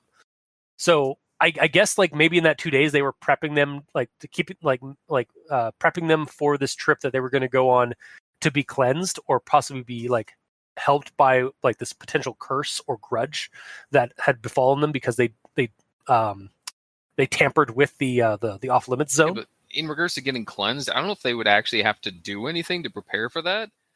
At most, no, that's something that would have been done on the. I don't know yet, yay or nay about what they had to do because like I'm not Japanese and I don't know enough about that culture of like, is there something like that the family would do to prepare them to go to this place, and like maybe they're preparing them to go to this sacred site where they will be cleansed there, but like there's a preparation that has to be done at home before they go, kind of thing. But again, I'm feigning ignorance on this because I just simply don't know about what the cultural. Yeah. If nothing else, though, they should have told them to like write down what they remember from the event so they don't forget any details because it's going to be days later. Yeah. Like maybe that was part of the preparation, was like reciting and like memorizing what had happened and such. Mm-hmm. But again, it sort of skimmed over in that part of the story. The second part about the story, so like my first part there was like I like how the narrator was just as confused and like sort of like not in the know of what's going on and such. The second part of the story of this bit here was, again, you gave AOE. We get her full name and then we get a nickname for her, AOE. And she is the only person who gets a fucking name alias. Yeah. Even though Uncle has a very common name, we don't get a name for him. We just get Uncle. Yeah, we just get the old guy or Uncle. I'm sorry, I'm still hung up over the single letter aliases, but like I'm a little bitter about it. It is weird that these people that probably have more normal names get their names redacted, but this one character that they specifically say has a very unusual name, they just say the name. Yeah, it is rather weird. The more unusual the name, the easier it would be to find that person, right? If they're trying to redact things for privacy, keep it in lore or whatever. Yeah. So 100%. If anything, she should be the only one that is redacted. Yeah, exactly. But she's not. She's in fact the only person that has a decent alias for us as a reader. I don't know if it is her alias. That's just her name, right? It might just be her name. I don't think they say that it's her alias or nothing. It's just she has a weird name. It was this. I gotta call her this. Okay, yeah, that is kind of odd. At that point, why are we going by A and B and? Let's just move on. Although it is rough. It says the Shrine Maiden, however, introduced herself as something like Oikanjo. At least that's what I heard. So it's probably spelled differently. Yeah. Spelled differently than that, but still. Either way, please continue. Okay. So the next thing here is more of like a funny, but I just had to bring it up, and I wanted to read this part because I liked it. So, Uncle, is that so? Boys, would you mind telling us what happened? Where did you go? What did you do? What did you see? Please be as detailed as you can. I was bewildered at them getting straight to the point, but we told him what happened with as many details as we could. Then, when we mentioned the toothpicks, he interrupted us with a threatening voice. What? What did you just say? We were becoming increasingly more confused by the situation. A. I'm sorry, Uncle. You're not telling me. You little shits moved those things, are you? He raised his voice, leaning forward like he might grab A at any moment. AoE held him back. She began to speak in a small voice, like that of a mosquito crying. So I wanted to read this because as I was reading it and like as it was like it kind of came off to me as like an anime. Yeah. Like an anime scene. Like Uncle is very calm and collected initially, like, please boys, explain what happened. And then like the boys say something and then they say something that triggers the anger from like a like snap anger from the uncle. It's like, what did you do? You little shits. As anime lines are all around his head and it zooms in on his face screen. Yeah, exactly. And like something like yeah, it tints blue behind him with like wavy lines, and like he suddenly gets a very dour look on his face. And it's like, you little shits did what? It literally in my head canon, like in my theater of the mind, I was like envisioning a scene out of like Ranma Half or another like anime, right? Like akin to that where. Well, yeah. It's an anime series. Yeah, fair. Where like a person's mood shifts so drastically from calm to flamboyantly angry, like because of something somebody says. Like it happens so often. It's a trope basically in anime. Also, fun fact: Ranma Half is by the same creator as Inuyasha. So cool. Yeah. But yeah, and honestly, I think it was literally just the "you little shits." Yeah. Like, and honestly, I think I've heard that like kind of like done. Like, I think it's the reason why it catches me so fun. Like, why I find it really fun is because I've also heard it in like some American movies and stuff like that, where like and I think actually it was from Silver Bullet, the Stephen King movie adaptation of like his story. And like the priest is like going on about like something he's like being very serious, and it's like, you filthy little shits. Like he was like mid during his sentence of being all serious, and then he says you little shits, and it just like it ruins the seriousness, but also kind of like adds to it. Yeah. Shows that he's fed up with this crap. Yeah, basically. Like he's being all calm and collected and cool, and then he just says, "You filthy little shits." I also think that's just really where my head went at for that. It was just like why I thought that was kind of humorous was just his reaction. But I'll move on to the next thing here. By the way, the villagers watched over. Sorry, I don't think I have a note on this. The way that the uncle was, you little shit. Sorry, the way that the uncle was described. Did you guys also see him as basically Japanese muscles glasses? Because his name he's described as basically he wears a suit and he's muscular. So it's like as simple as muscles glasses is, where he's just a muscle dude with shades. This is just a muscle dude with a suit. I did not actually see him as muscle glasses, but now I can't unsee him. I actually saw him as because I was referencing Ranma Half. I was seeing it as the stepfather in Ranma Half, okay. or one of the fathers in Ranma Half. Hang on, I'll pull it up.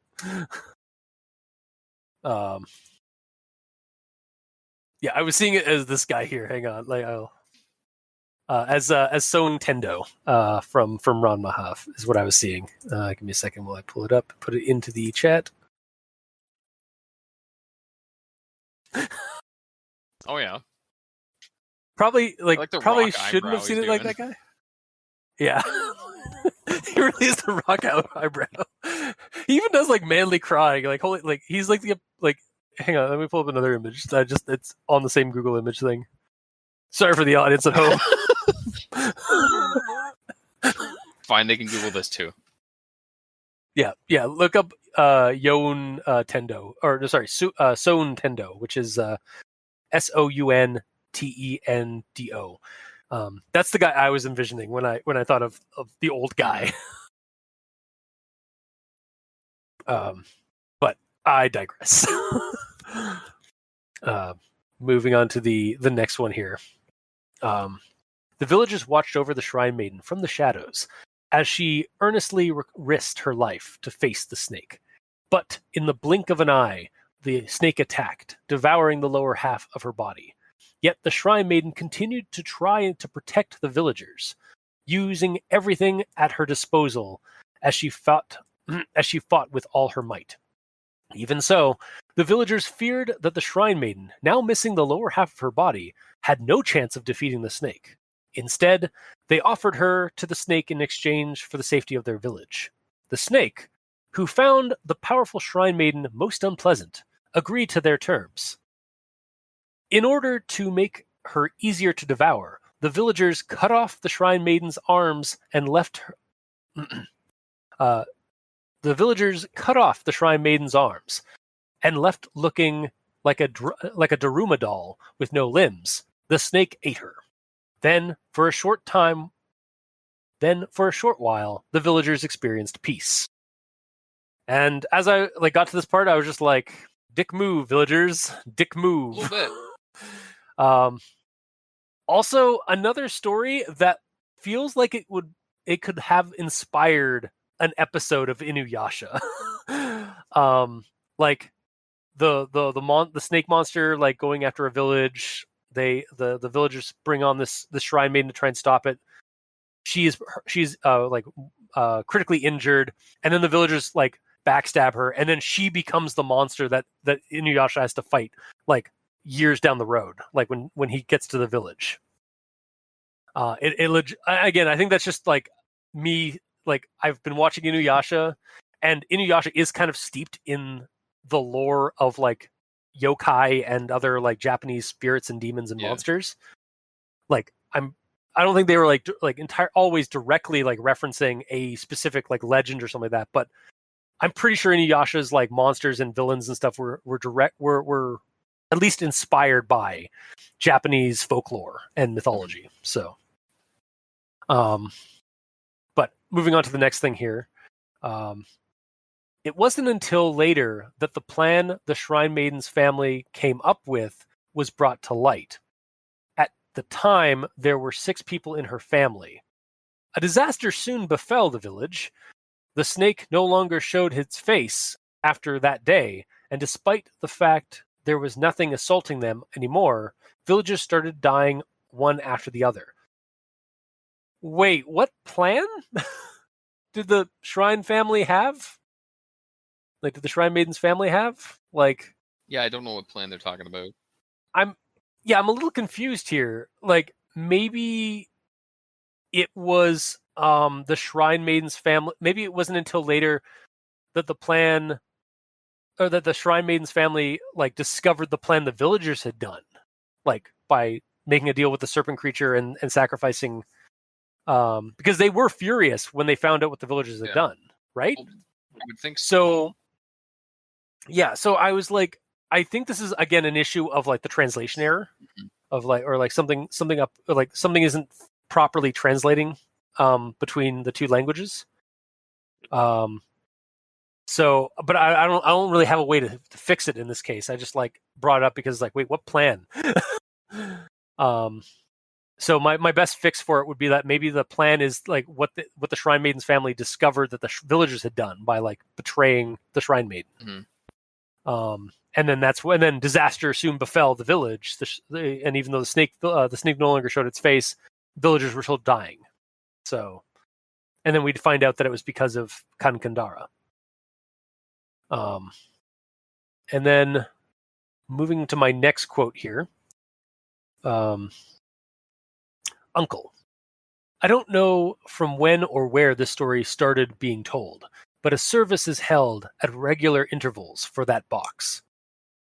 From where it's then moved to a new location. Depending on the time, the person in charge of the box is different.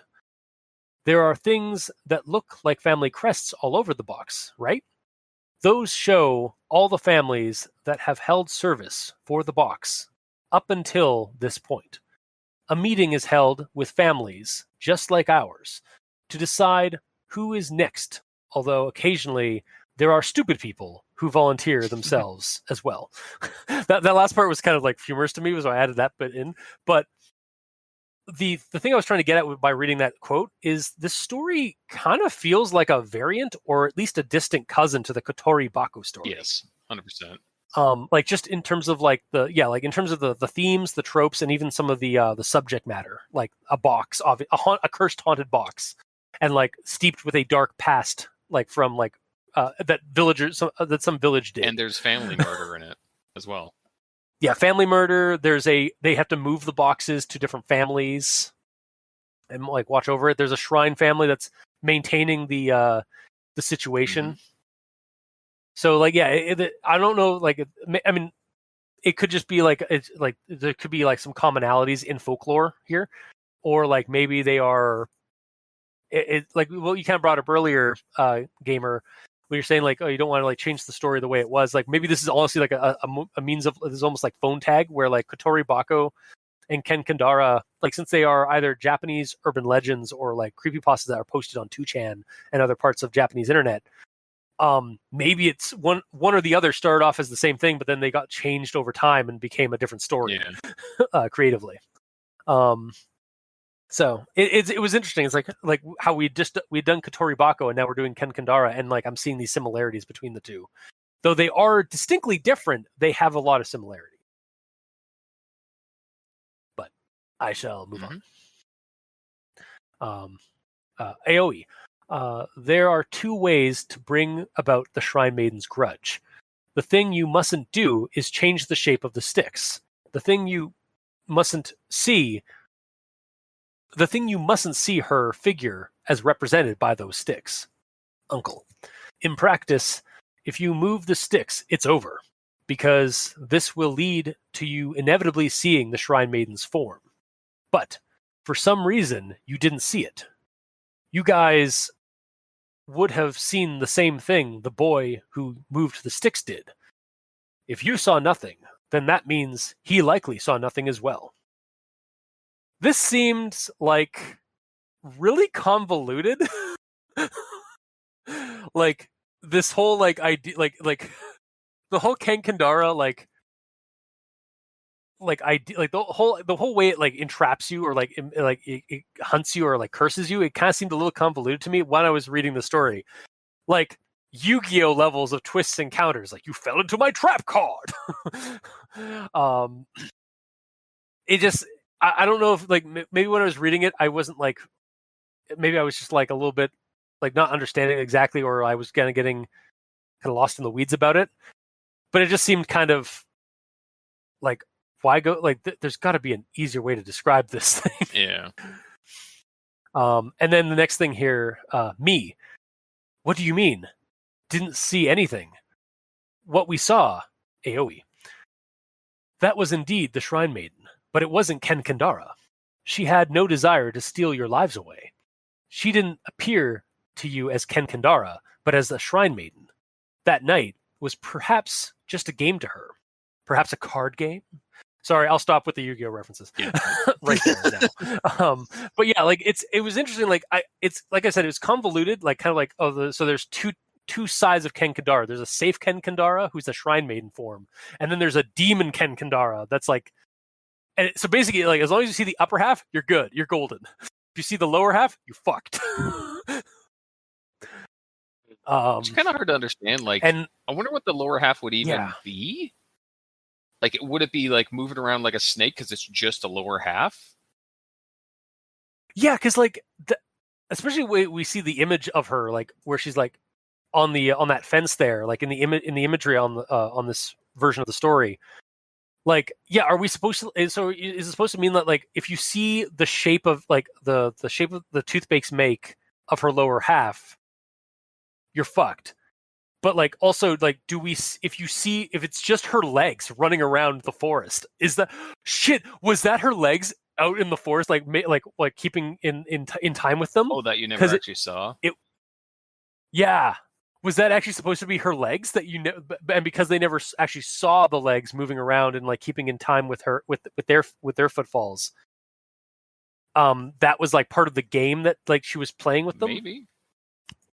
That's because honestly, like legitimately, that's actually one of my childhood fears is like disembodied legs. So like just thinking about like a pair of like legs in a red hanaka is kind of creepy to me. Just like, I think it stems from like watching Beetlejuice and like the movie Beetlejuice, where like there's a pair of legs that just runs up a set of stairs, like past some people, and like that freaked me out as a child. So Understandable. Yeah. Well, and isn't there videos of what look like disembodied legs walking? Yeah, and I hate it. I hate them. It's the same kind of situation where like me and Mikey have a friend who we watch like creepy, spooky videos on YouTube of and stuff like that.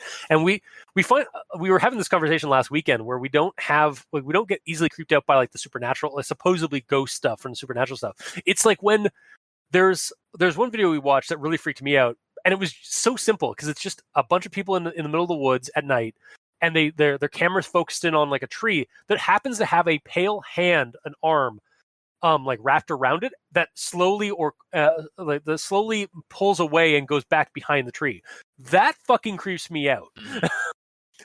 And I think it's because like either A, it's like a dismembered body part like moving around, should not be, like uncanny valley kind of situation thing that fucks me, that like freaks me out, or the fact that like somebody's behind that tree being all fucking weird. Yeah. So it's no bueno either way. Yeah. But yeah, so like that's the whole, like I was again, regardless though, like yeah, Kankandara's whole like shtick is a little convoluted, but like I guess that's also like where the terribleness of it comes from, is because she's trying to play, like she's playing with her food basically, and we're just having a laugh out there in the woods. When her mouth is wide open, she's actually just trying to laugh. But I'll move on to the next thing here. Getting close to the end, I think. One of the family's rules was that we were unable to see B, so we don't know what they did with him. I don't know if they treated it like he was moving schools or something, but after that, we never saw him again. There was no word that he died or anything, but apparently he fully recovered and is now living somewhere peacefully. You know, a farm upstate. Yep, totally. On that note, after being the person to put all these events into motion, B's father never once showed his face. I have no idea what he intended to happen out of all of this. And yeah, because at the beginning, that's kind of like B's father is the one that started all of this, really, like this whole encounter, this whole situation. And I also kind of with narrator here, I also don't know what the fuck he was trying to do by telling his son. Maybe in like his duress, he just wanted to scare his son straight, as it were, and like, or like maybe he was like in his like kind of confused like grief and anger as to like, because the son did like he walked in on his son like hurt, like literally like hitting his wife. Yeah. So in his like anger and like confusion and like grief of that, maybe he like there was like sort of a point of weakness where he like basically tried to condemn his son to death by sending him out into the woods to get eaten or killed by the grudge creature, Kankandara. Or he didn't think he would. But otherwise, like, yeah, he just wanted to like show him that he can be scared of something. Yeah, because he does say like, oh, you think nothing scares you, like, no, you have no respect for anything because you can't be scared. Well, go into these woods and like go fight, go look at the go to the off limits area. Why don't you? Yeah, fucking dare you. Yeah, a fucking dog dare you. But yeah, and so I guess like maybe that's. I think it's what? Double dog dare you, not just fucking dog dare you. Oh, maybe either way. Yeah.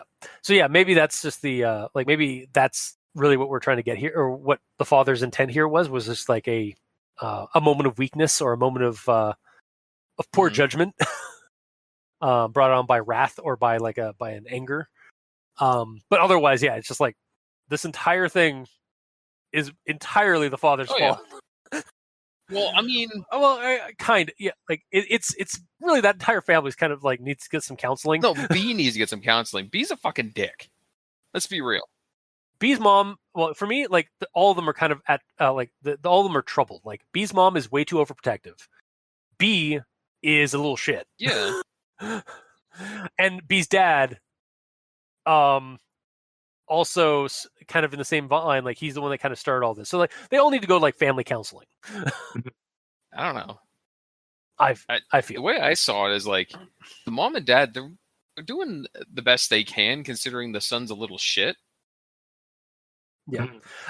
I don't know. I tend to like, I'm not really a fan of like overprotective parents. Like, I think like being protective of your kids is fine, but like when you like are getting very like nosy and like snippy, like I think you need to let your kids have some freedoms. Like, don't be like so overprotective because like that's not healthy. Well, I understand that, and I'm not saying that. And it also it's invokes fine, but what's worse, the mother being a little overprotective, or the son hitting his mom and going out and almost unleashing hell upon the world because he went out there? Well, the problem is one is a symptom of the other. Like in this case, like he's a little shit because the mom is overprotective. Yeah, exactly. Like that's how Yeah. that happens. Like the reason why he's rebellious and being a little shit is because he's getting sick and tired of his mom being overprotective of him. That's why they had the fight to begin with. So yeah, and again, that's why that happens. Like it's again toxic relationships sort of situation. So, but I digress. On family matters and such. I'm not a therapist. It was a good show though. What? Family Matters. Oh, okay. I thought you were like the therapist. No, I don't know. That might be a show. I don't know. I think that is a show. Anyway, moving on.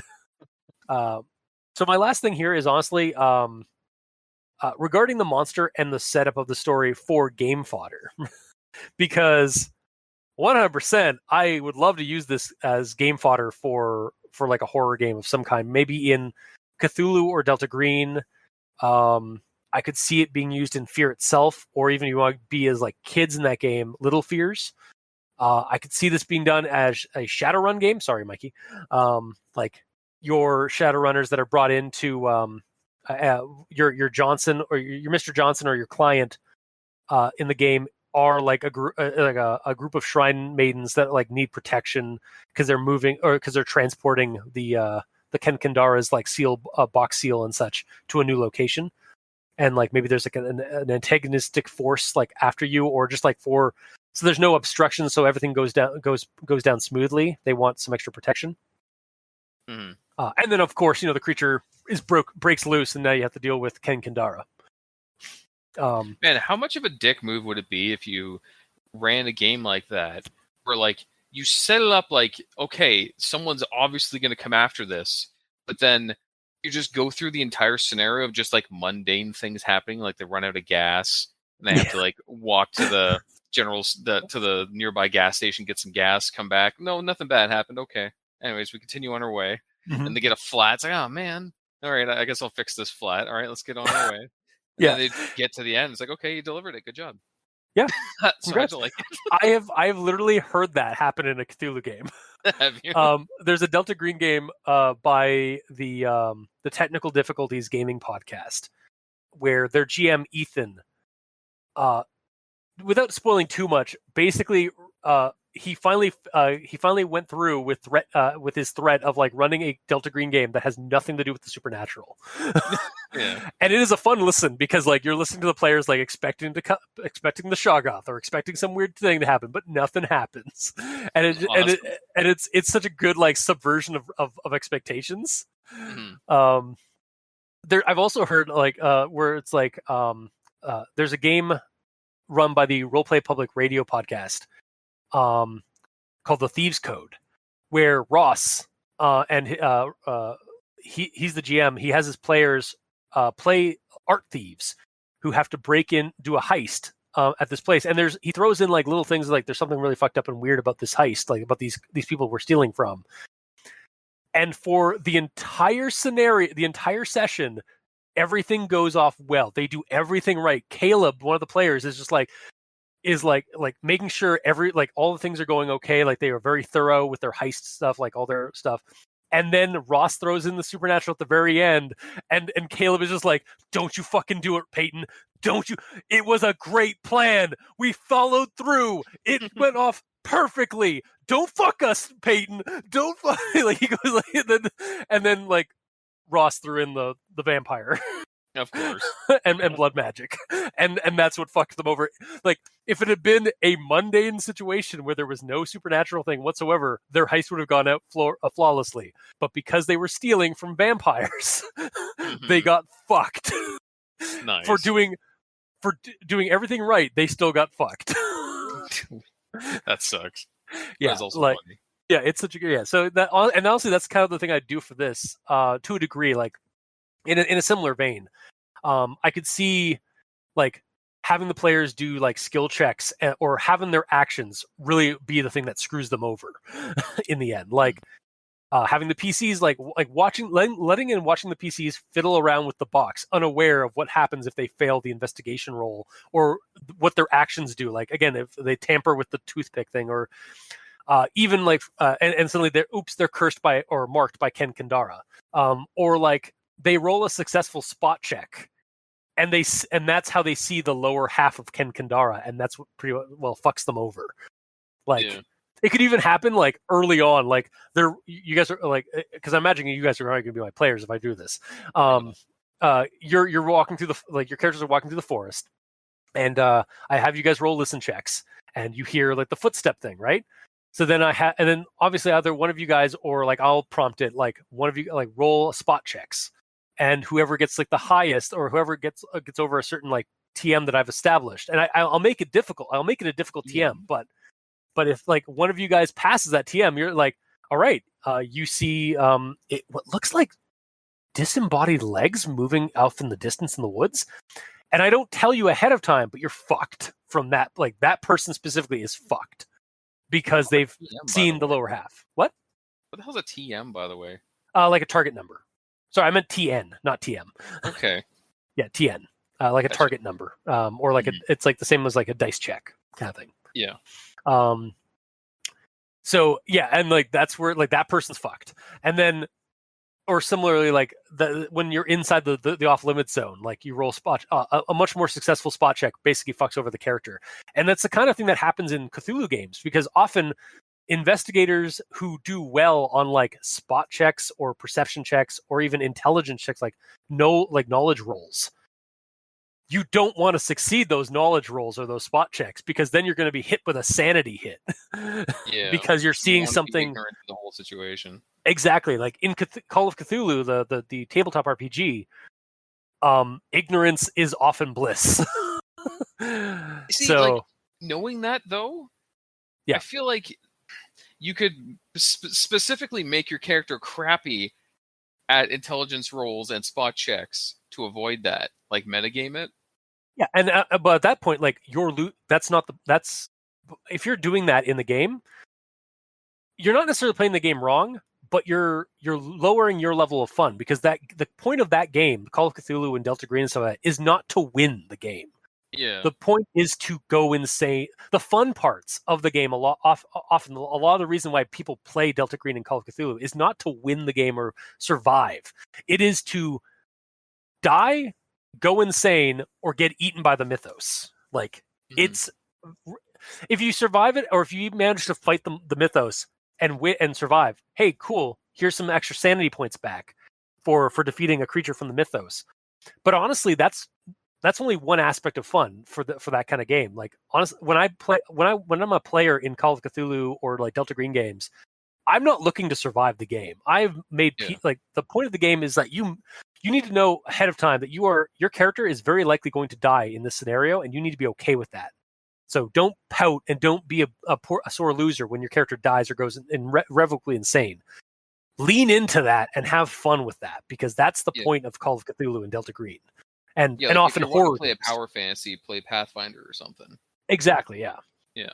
So, what were we talking about?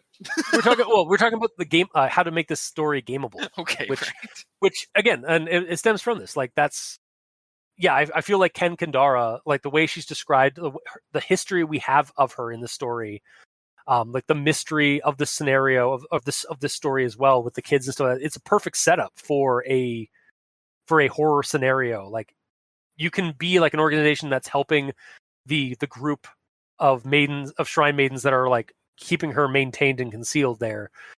And like maybe you have to like basically you're even like the forest rangers that have been brought in into the know, and like they have to make sure that like certain people don't like that people don't go into a certain part of the forest.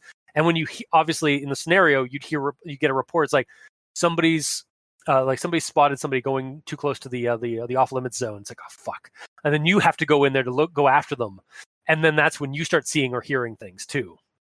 Mm-hmm. So you could have it like that way, or you could have it as you are the kids who have gone on a dare, or as some part of like some stupid like dumb kid thing, like activity of rebellion and whatnot. You're going to go and check out this rumored spooky haunted place in the woods that's off limits. And so that's where you'd run it in either Fear itself or like Little Fears and stuff like that. So, yeah. So there's a couple of ways you could run this game or use this story as fodder for a game scenario, and I really enjoyed it for that. So that's my actual thoughts. I'm sorry for going so long. Mikey, D stands for evil. All right. So we've already talked about A and B and Uncle and AOA. Yeah. And B's mom and B's father. Just give us names. Yeah. Just give us the names. All right. So there's one thing that I know is a sort of classic horror trope, which is the dislike of B. Like, straight out of the gate, we're meant to dislike him, and I like that because I was rooting for the monster. Yeah. It did seem like they're setting it up just to murder him, because you're not going to feel bad because he's a dick. Yep. Yeah. Yeah. I mean, like, I was kind of like not defending, but I was like kind of giving explanations to like it's probably the parents are also at fault here with like his attitude and stuff like that. However, like having a fight with your parents is fine. It's when you go over the line and actually physically abuse or hurt your parents, so that's when you've also become the villain in that point. Mm. Yeah. It's when you've gone too far. Yeah. And then there's one thing here. Thinking about it, it could be a translation issue. Mm-hmm. But the way it's written, I was just like, they're just going to have a bad time. So here's the quote here. The path was easy enough to navigate in light clothes, so we wore our sandals for easy walking, but we had to walk 40 minutes to reach the problem area. So I don't see any point of walking through a forest easy walking with sandals. Yeah. Should we get like hit in the foot constantly with like sticks and shit? Mm-hmm. Or like poison ivy and all that. And large rocks and like roots and stuff like that, yeah. Yeah. So it could just be a translation issue where they didn't mean sandal, but they could also be dumb kids and just have sandals. That's true. Or it's just a regional thing and we think it's dumb, but it's normal. Yeah. Mm-hmm. That could also be the case. Maybe they're doing the socks and sandals thing. Maybe. I do know that like, a couple of various characters I read in manga and so they often just have sandals on. So it could. I think Gamer might be right. It might just be a regional thing. Like it's more acceptable to have sandals in those areas. The sandals there are also like talking about, or one set in the past. No, these ones are in modern day. Okay. They're also like usually like the bottoms are like made of like a harder material or even like wood and stuff like that. Like even today, so like it might be that their sandals are a lot more sturdier than the ones that we use in North America. So yeah, they're not flip flops. Yeah. All right. So my next actual thought is the thing that annoyed me, and I had to go back and reread it. Oh no. So the quote is, neither A nor myself understood what he meant. Her lower half, we only saw her top half. And then I was like, but didn't they explain everything? So I went back, and that the quote here is, I was bewildered at them getting straight to the point, but we told him what happened with as many details as we could. So I was like, okay, but so they told all the details, but then rereading a bit further after that point, it says, then when we mentioned the toothpicks, he interrupted us with a threatening voice. Yeah.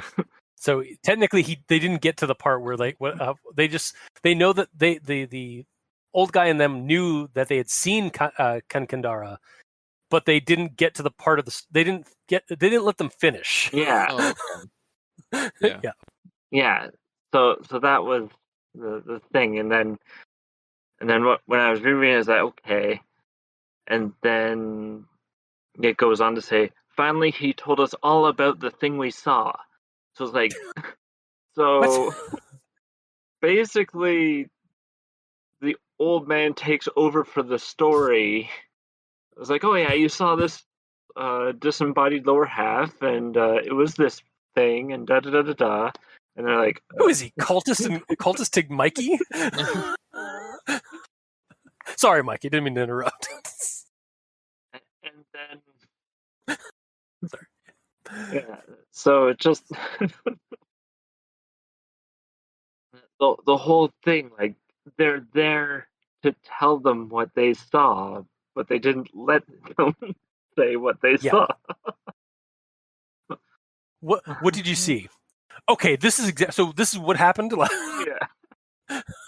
I mean, yeah, he got triggered though. Yeah. He jumped to conclusions. That's what happened. Like he heard something that triggered him to jump to conclusions. Yeah, and then when they explained that they didn't see the bottom half, the quote is, both AOA and the old guy were surprised, and I'm just in my mind thinking, surprise Pikachu face. Like, God damn it! I don't know. Hang on. I'm looking it up. Yeah, audience at home, if you have the access, you can also Google this.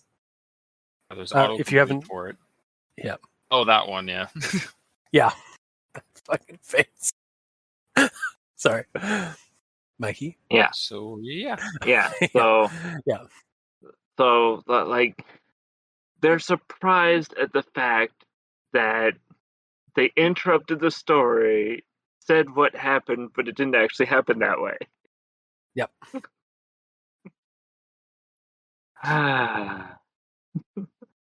So, fine. I'm sure for the rest of the story, the uncle looked like the second image that Review Cultist put up of that guy. Yeah, they're crying. It's like I sure should. Manly tears. Yep. So, yeah, I think the part that annoyed me was that my mind held on to the fact that they told him what happened with as many details as we could. So to me, it was like, okay, well, they told the story. And then when I got to the whole reveal that they didn't see the lower half, I was just like, okay. Like, would that be fixed if it's like we started telling him everything we saw? However, when we got to the part where B messed up the shape of the toothpicks, we were interrupted. Yeah. Like that would help. Yeah. That would help. Well, they're very close together, those two things, but just the fact that it says we told him what happened with as many details as we could tells me that they told them what happened. Yeah, well, they finished the entire story. Yeah, it should have had up to a point. Yeah. Yes. To which we were rudely interrupted.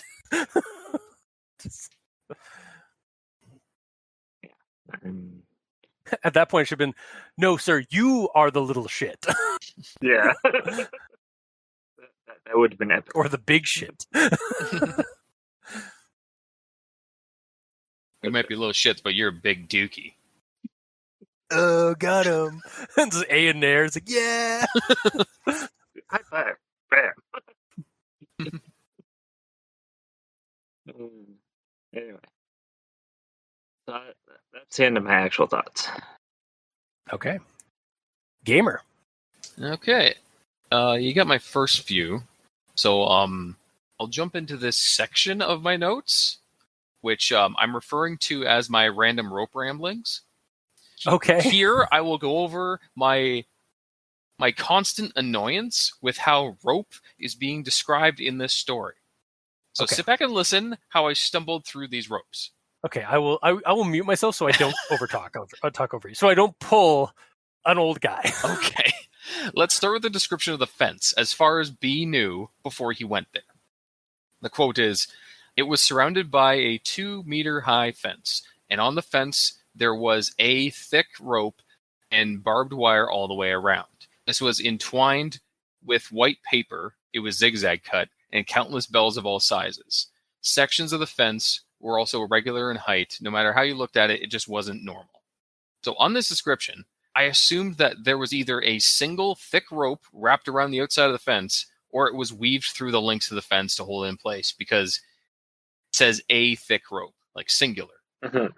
Also, I didn't clue into just now that I think what it's trying to say, that the rope is entwined with paper and bells. I imagined it as, well, I first imagined it as there was a rope around it, but there's also random pieces of paper elsewhere on the fence and bells elsewhere on the fence. Not that it was all part of the rope. Okay, I said I was gonna mute myself, but I can't. I gotta stop. I gotta stop you for a second. Okay. So the zigzag rope is actually a part of like spiritual wards, similar to the Shimenawa. They are put over they are put like next to the bells and the ropes, like as a means of like warding off evil spirits, but also like as a form of detection. Like, and like the bells are used for like detection or even warding off as well, because often in Japan and such, like the sound, the shrill sound of bells, or even like high pitched sounds and loud sounds tend to ward off evil spirits. Okay, but the zigzag paper isn't part of the rope, right? But it would be dangling off the rope, like down from the rope, but it would be attached to the rope. Okay. But it wouldn't. Yeah, you're right. It would not be like intertwined with it. Like the way it's describing it, like I can't remember what it's called. I was like furiously looking through that anime companion to see if I could find what it is. Hang on, zigzag rope, or zigzag paper and rope. Japan. Let's see if I can find that. Okay, so it's wow. It is shide. It's SHIDE. Are zigzag-shaped paper streamers, often seen attached to Shimenawa or Tamaguchi, and used in Shinto rituals in Japan. So, and they are strung up. They're basically they're special paper streamers that are strung up from special types of rope used to ward off evil spirits and such. And it just looks like zigzag origami, like a lightning bolt basically hanging off of it.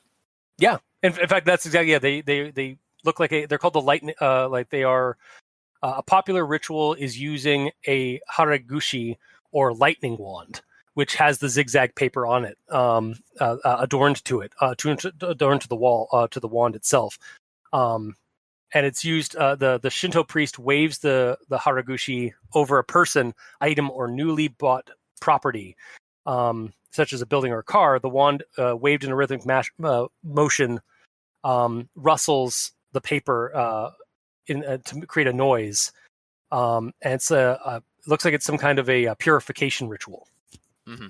So that's what it's used for in the story. So that's and I as soon as it described like a zigzag shaped paper, that's how I saw it, was because again I've seen it in anime multiple times. I have not, so I was confused. Yeah. And Okay. I did read it wrong, unfortunately, because I said like this was entwined with white paper. That comes immediately after saying that there's rope and barbed wire all the way around. So yeah, so you have to kind of connect that the paper is either connected to the rope or the barbed wire because that's what was just mentioned. yeah, But yeah, either way, the description of that was kind of off, so it left me confused. Next up, that's fair. they actually see the fence for themselves after trying to knock it down. The quote is, "But we underestimated the strength of the fence and our tools weren't enough. I mean, the fence was unnaturally sturdy, like it was made of some special material. It didn't give an inch. In the end, all we could do was climb over it, but thanks to the ropes, that proved rather easy." So here, it's saying that there's plural ropes that made it easy to climb. So I'll let the amount of ropes slide, because the first description is based off the tail of it, of the area, so maybe he got it wrong. He said there was only one, but there's multiple. I'll let that slide. However, now I need to know the layout of it because I'm not sure, because it's saying multiple ropes and they made it easy to climb the fence. So the first thing I thought of that there was just multiple ropes around the circumference of the fence that are just hanging down like you would normally hang a rope so you can climb up it. Like for ease of in and out for the priest to get in and out. That's what I immediately thought of. Or that they're weaved through the fence, but then there's like 5 or 6 of them, I guess. So you have solid foot and handholds as you're climbing, I guess. That's how I saw it, was like the handhold. They were used as handholds for the people, not that they were like, it was like strung down vertically for them to use. For sure. Then next up, they get in, all that, and they show up at the box. The moment we laid eyes on it, the three of us were at a loss for words, especially A and myself freaked out. This was more than we knew how to deal with. We were idiots. We knew the Shimanara rope used ward against evil was used for and what type of place it was used in. But even knowing that, we still chose to enter the off-limits area, and that was for what was right in front of our eyes. We'd finally found what we've unknowingly been looking for. So, elaboration of the Shimanara and what it's used for is great. That's fine. It maybe should have been dropped a little earlier when describing the fence, because it's the same material, right? Because actually at this point, when it's talking about that stuff, I thought it was referring directly to the fence, because it says we knew what it was used for and we still chose to enter the off-limits area, which is them going over the fence. So I thought it was going back and describing the rope specifically that's on the fence, and there's no rope in front of them currently, because it doesn't say there is. Yeah. It's the way that the scene is described. However, a little bit after it, it says B passed through the Shimanara and entered the hexagon it made and approached the box inside. So all of a sudden, like what I thought was elaboration and a good description of the fence that they passed ages ago was actually a poor description of what was right in front of their own eyes. And I had no idea there was a hexagon shape of rope around a box in front of them until he was in the middle of pushing through it. Wait, no, that's not the case. Yeah, it is. No, the hexagon is the tree. So the box is in a clearing. Trees. The box is in a clearing where, and like on the outside there are 6 trees that form a hexagon. Yes, and the trees have them. Yeah, but they're not connecting the trees together. Like they're actually there's individual ropes, like Shimanara ropes, that are wrapped around the individual 6 trees to create those wards. But he passed through it, which makes he passed between the two. Push it away. No, I think it's what's meant to say is that he passed between between 2 of the trees that have Shimanara ropes around them.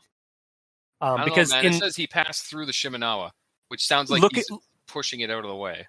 I don't mean to fight you on this, but like looking up Shimanara, like they are never like connecting. They don't connect trees. They are just tied around. They are just ropes that loop around singular trees with wards and stuff on them.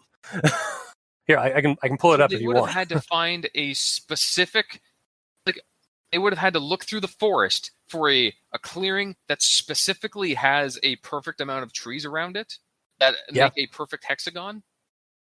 Yeah, probably. Like that's probably what they. That's probably how they chose the spot where. But they moved the spot in the forest. They move it to different forests. They're not just this one. But I'm pretty sure it said they also move it around within this area as well. Only after this event did they move to a new forest entirely.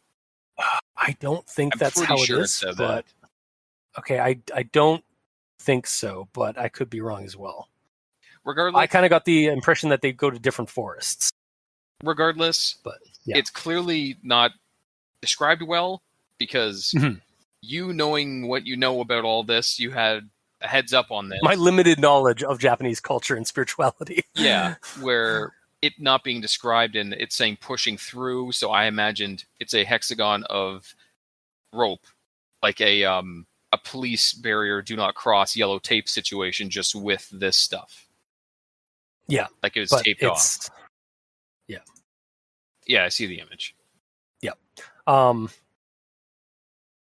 I just pulled up an image from the Wikipedia for Shimenawa that does show the fucking rope between two trees.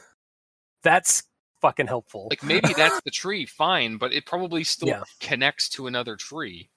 But every time most of the time, and I'm not saying every time, but most of the time I've seen Shimenawa on trees and stuff like that. It's usually... I get it. You're probably right. There's no point fighting on this anymore. I saw it how I saw it. I need to move on, otherwise I'm going to be here all day. Yeah. Okay. Yeah, I'm going to mute myself. Oh, that thing that you said you were going to do. Anyways. Yes.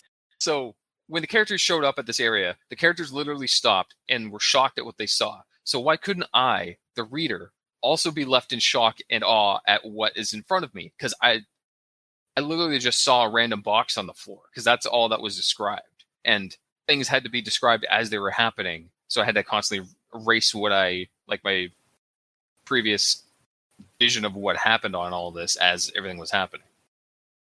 And then when we get to the box itself, like the cage or whatever, as you saw for yourselves, the 6 trees. But yeah, okay, this is in regards to the trees. So, as you saw for yourselves, the 6 trees and 6 pieces of rope represent... Oh, it does say pieces. But I immediately thought 6 pieces as in 6 layers of rope high, because it was talking about multiple pieces of rope before, so multiple pieces of rope here. Regardless. And 6 sticks that the Shrine Maiden's family... What? There were 6 trees and 6 pieces of rope represent the villagers, and 6 sticks that I guess should be in there, represent the Shrine Maiden's family. The vases placed in the 4 corners represent the 4 villagers who survived, and as for the 6 sticks that formed a certain shape in the box, that represents the Shrine Maiden herself. Okay, so at this point, I visualize it as 6 layers of rope high. Yes, I'm probably wrong, whatever. Tied up in a hexagon around 6 trees.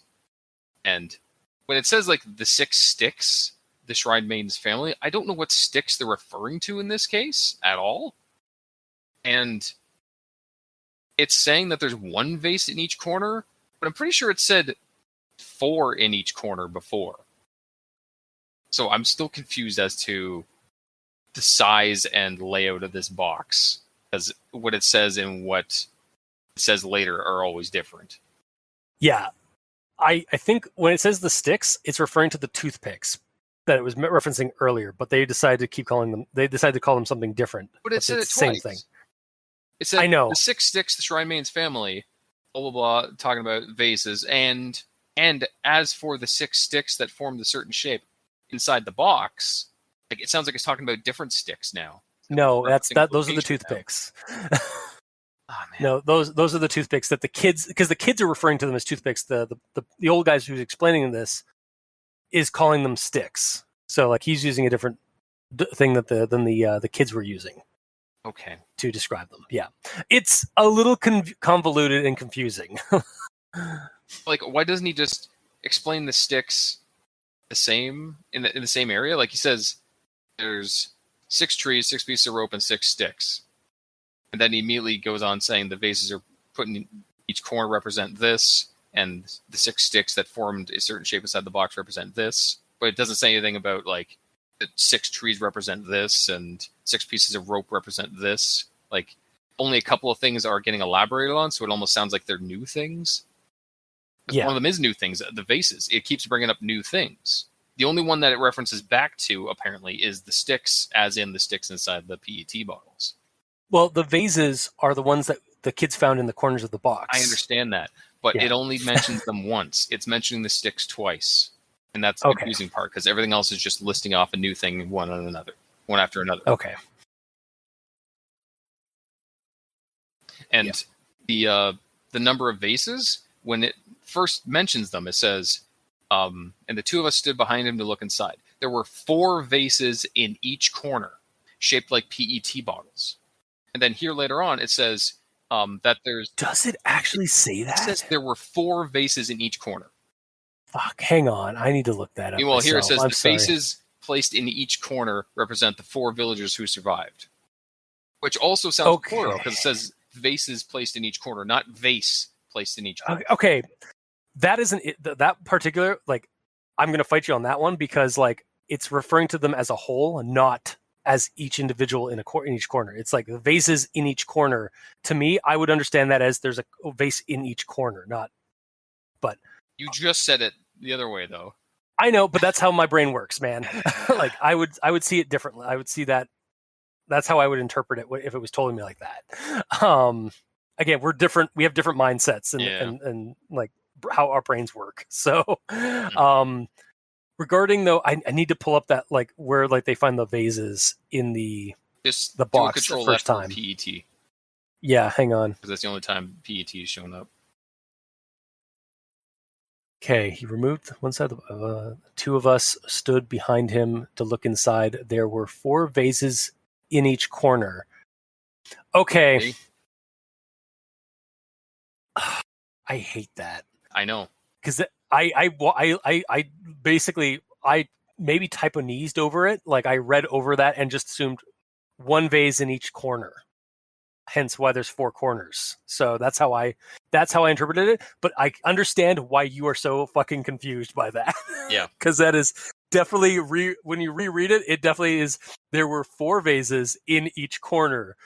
There should almost be a comma after vases. So it's like, there were 4 vases, comma, in each corner. No, it should be, there were 4 vases, comma, one in each corner. Yes. Because that's how I think it is supposed to be. Because otherwise, it's not 4 villagers. There were suddenly 4 times 4 villagers.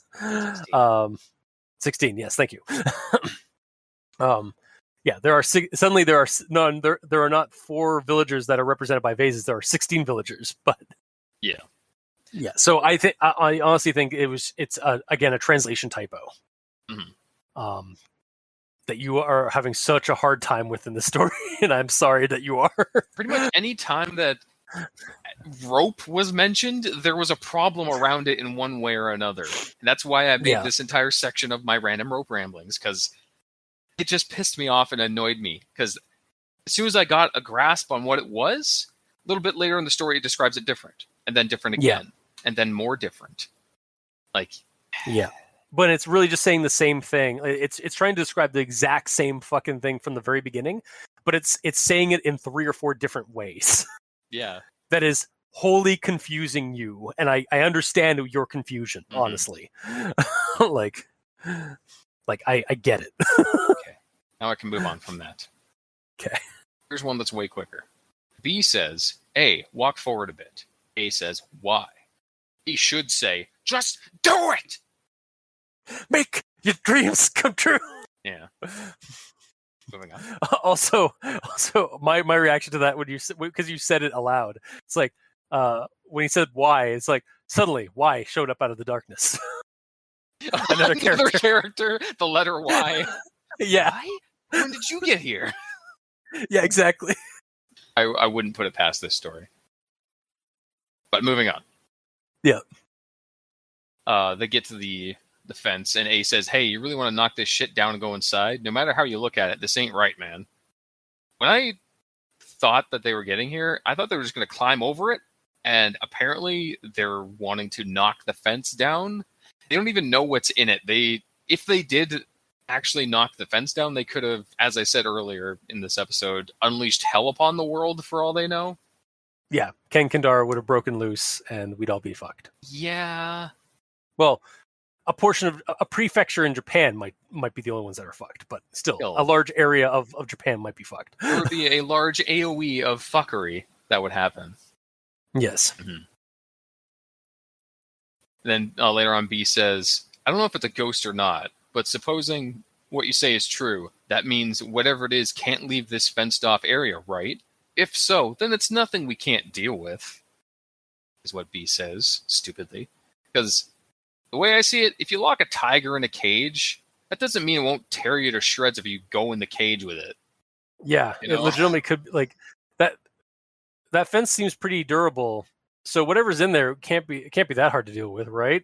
Meanwhile, there's like a bear or like some kind, again, like you said, a tiger or something that's been let loose in there. Oh, I wasn't assuming that there was a tiger. I'm saying that No.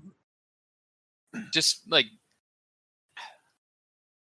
you're using it as a metaphor. You're using it as a like there could be a tiger in there for all they knew. Like, and then they'd be fucked. No, I'm not right? saying there's a tiger. Okay. I'm using it as an analogy, basically, just like that's what I meant. Like that, you're using it as an analogy, not yeah. I'm sorry. I'll shut up. Just because it's in a cage doesn't mean it's safe. Odds are it's not safe because it's in a cage. Exactly. Like, yes, he's a stupid kid, but goddamn. Yep. We're definitely dealing with dumb kids that are basically slasher movie characters. Yes, they are fodder. Yep. Moving on. This is in regards to the box. Maybe it was because of all the bad weather and rain, but the box was covered in rust.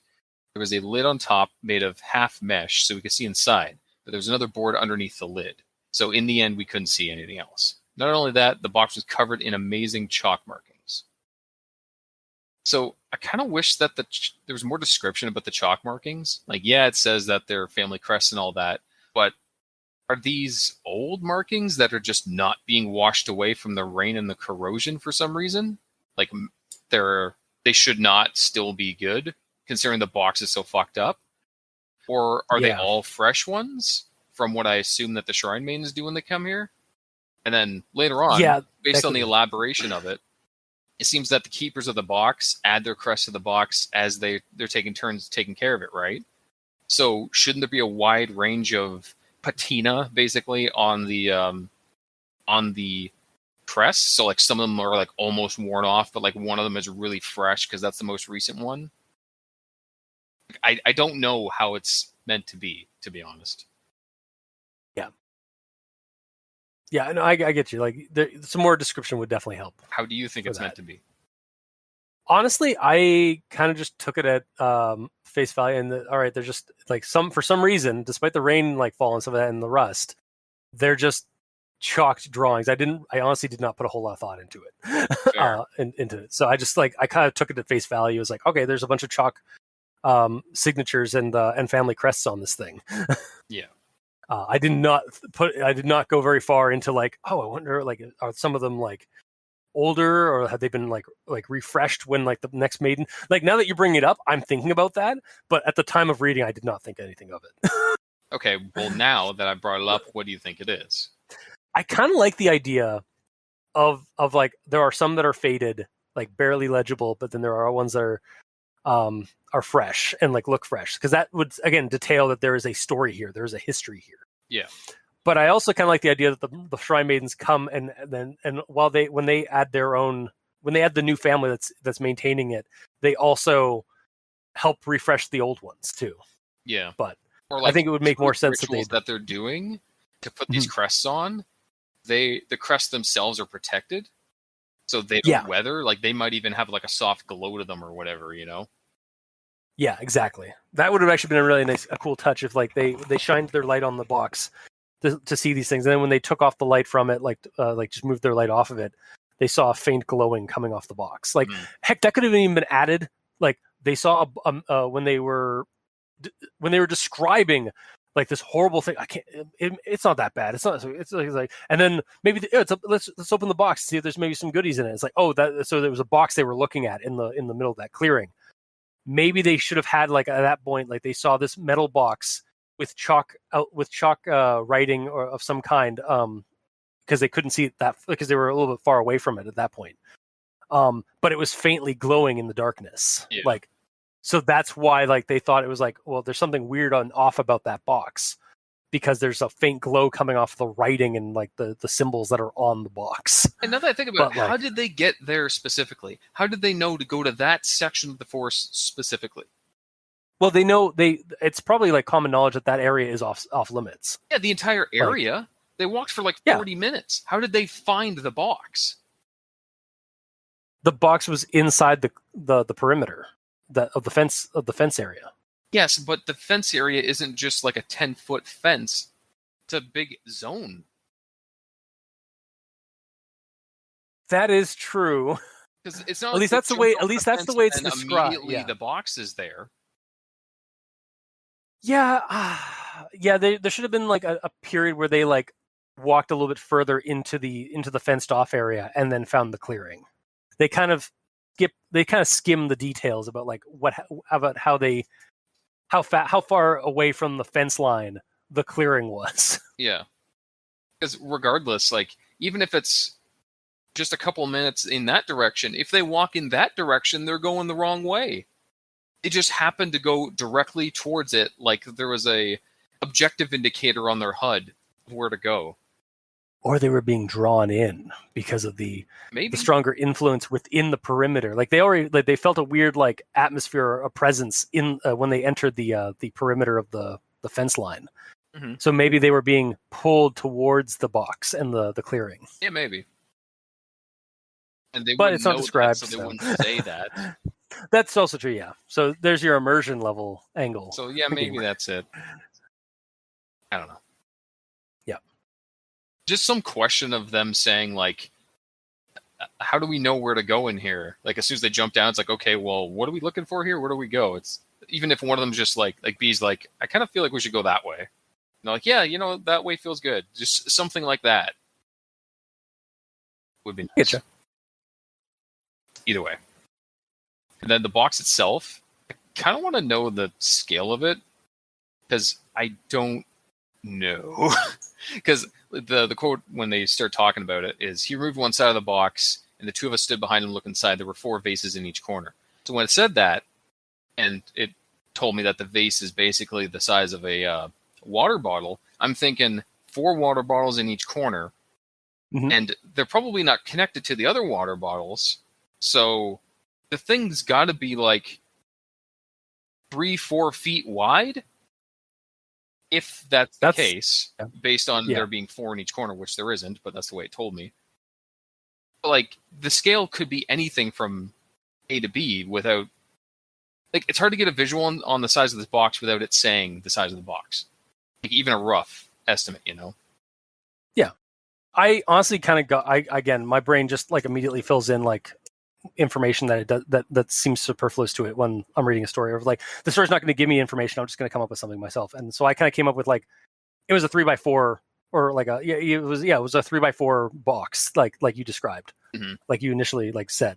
And I just went with that. Honestly, it was bigger than a bread box, but smaller than a dumpster. Yeah, that's how that's how my mind works with bakeries. It's like it's about that size, whatever. I'm very fluid when it comes to like thinking. When I come to imagining what a story is telling me. Fair enough. But yeah, when it's first described, I figured it was like a tiny box, like maybe a foot by a foot, like something you could actually pick up, like it was a gift box, that kind of size. But no. Anyways, I will continue. Yeah. I appreciate the symbol-based visualization of the orientation of the toothpicks, because how else would you describe that? The thing that I completely whiffed on. I whiffed on because I thought it was a typo. Yeah. It says this a couple times. I kind of get it, but I kind of don't. Where it says like Sharon, Sharon, Sharon, Sharon. Then the bells on the other side of the hexagon talking about bells. Is that just the sound of the bells? Yeah, like because it's funny that you said it the way you said like Sharon, Sharon, because I was like Charin, Charin, Charin, Charin. That's how I read it. Oh, not like Jingle Jangle. Yeah, well, sure, Westerner. Yeah, weird, right? When I read that, I thought it was the monster making a noise. Me too. That's the first thing I thought. Yeah, before we get the like that it was the bells, like okay, that's the bells like ringing or charinin. Like, honestly, the only time I clued into the bells was the second time it showed up. Fair. The second time that that noise happened. Yeah, because like when you first hear it, yeah, it does. I can kind of see where you're coming from. It's like Charin. Yeah, because Like it does sound like it would be like the creature saying something. Because at that point we don't even know what the creature is, so it could be like anything. Yep. Also, I didn't at this point as well. We're going back to my random rope ramblings. I didn't know that there were bells on this containment area as well. I thought the only bells were the ones on the fence. Because there was I think no that's bells. what they were referencing. I'm pretty sure that's what they were referencing the bells from. They heard from the bells fencing. on the fence from like a 20-minute walk away. Look, man, I'm not fighting you on this, but I'm pretty sure. I think it's because the story is very vague with how far the clearing is from the fence. I think it's made to be that the fence is actually a lot smaller than we think it is, because of how vague the story makes the fence line. Reading it though, because I think I'm wondering now if like the fence is only like 10-20 feet away from the clearing. It might be, for all we know. But reading this again, it says the bells on the other side of the hexagon, opposite from where we came in, started to ring furiously. So when I first read that, I imagined the hexagon as the hexagon, like police taped off area with the rope. So on the other side of the hexagon, as in there were bells hanging from the outside of the rope. Yeah. That might just be saying, like, you're inside the hexagon. The fence is on the outside of the hexagon, technically. So that's where the bells are.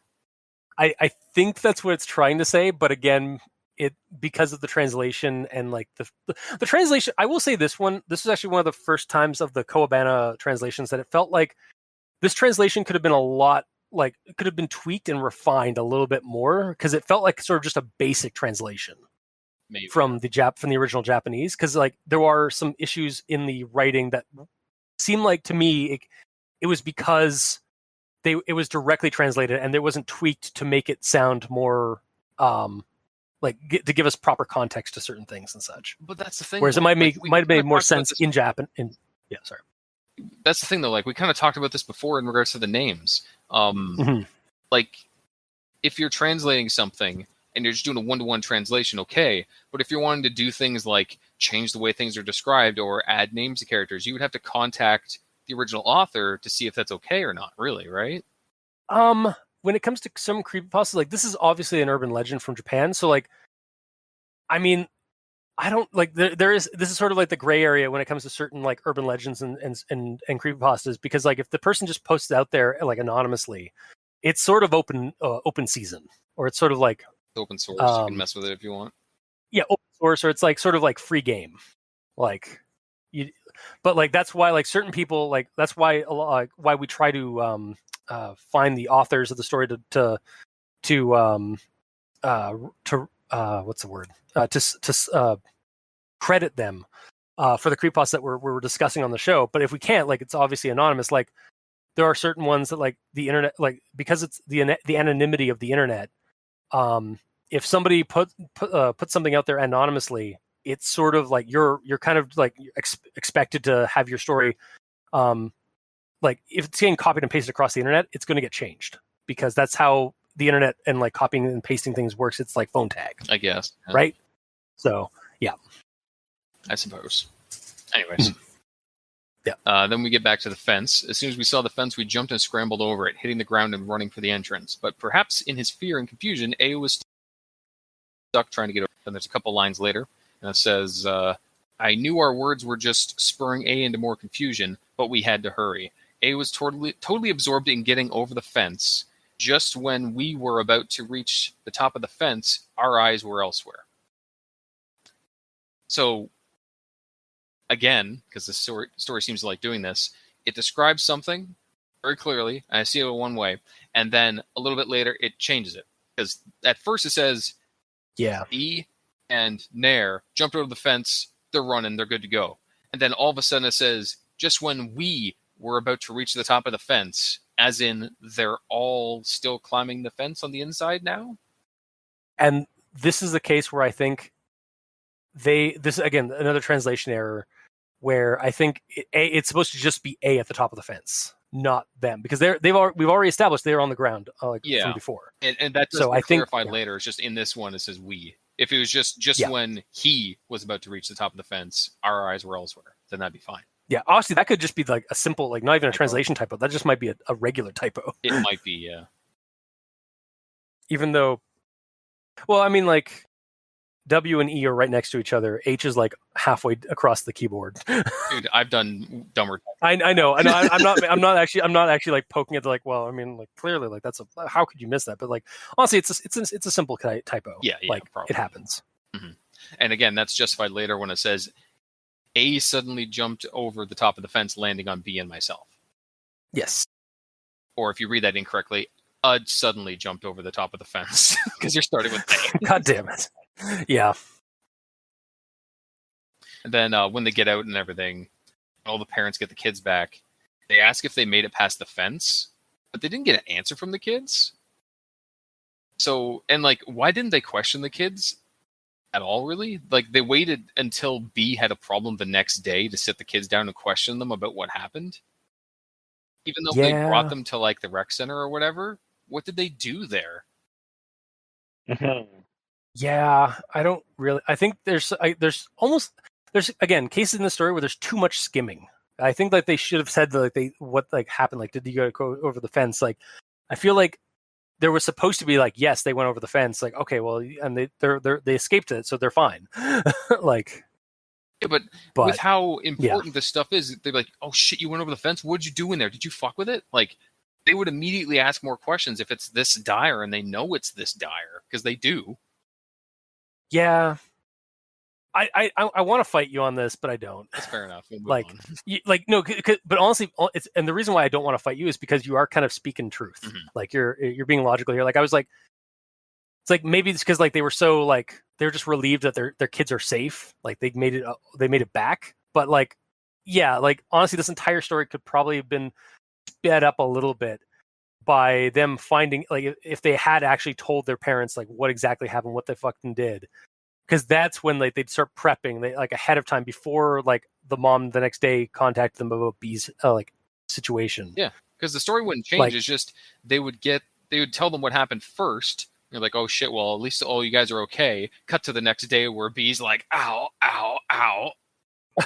Oh god, yeah. Honestly, I think like it feels like that part at the beginning where like the B's mom is like, what did you guys do, like on the phone. Like I think that was just like added for like narrative like flair, but like honestly it didn't need to be there. It could just like this whole situation could have been like sped up by a few hours from the rec center. Yeah, pretty much. Yeah, anyways, the kids get away and I'm reading the story and I'm looking at the scroll bar after the kids like get out of the fence. I'm like, there's a lot of scroll bar left. Yeah, well, we got to find out the legend of Kankandara and stuff I was like that. just shocked. I kind of figured it would stop there because most creepypastas would stop there, and I would be fine with it stopping there. Yeah, like, they would just skim over it, just like, well, B died a couple days later, but we're never going in that forest again. But that'd be it. Yeah. But I do applaud it for going a little further, so that's good. Mm-hmm. Yeah, because I was like, if it ended there, we'd have no context as to what the fuck Kankandara was. It'd just be like hate that though. Sometimes when it comes to horror, less is more often. And I was like, kind of in that point, because as I was reading the legend part, like where like the guy's like name dropping and stuff, again, I was getting flashbacks to Kotori Bako and Mikey's statement of like, because they're explaining so much, they're kind of like ruining the story, or at least like kind of tampering with like the horror aspect of it, but in certain ways. So I was kind of thinking back on that. Again, I kept thinking back on the Kotori Bako episode we did with the story. So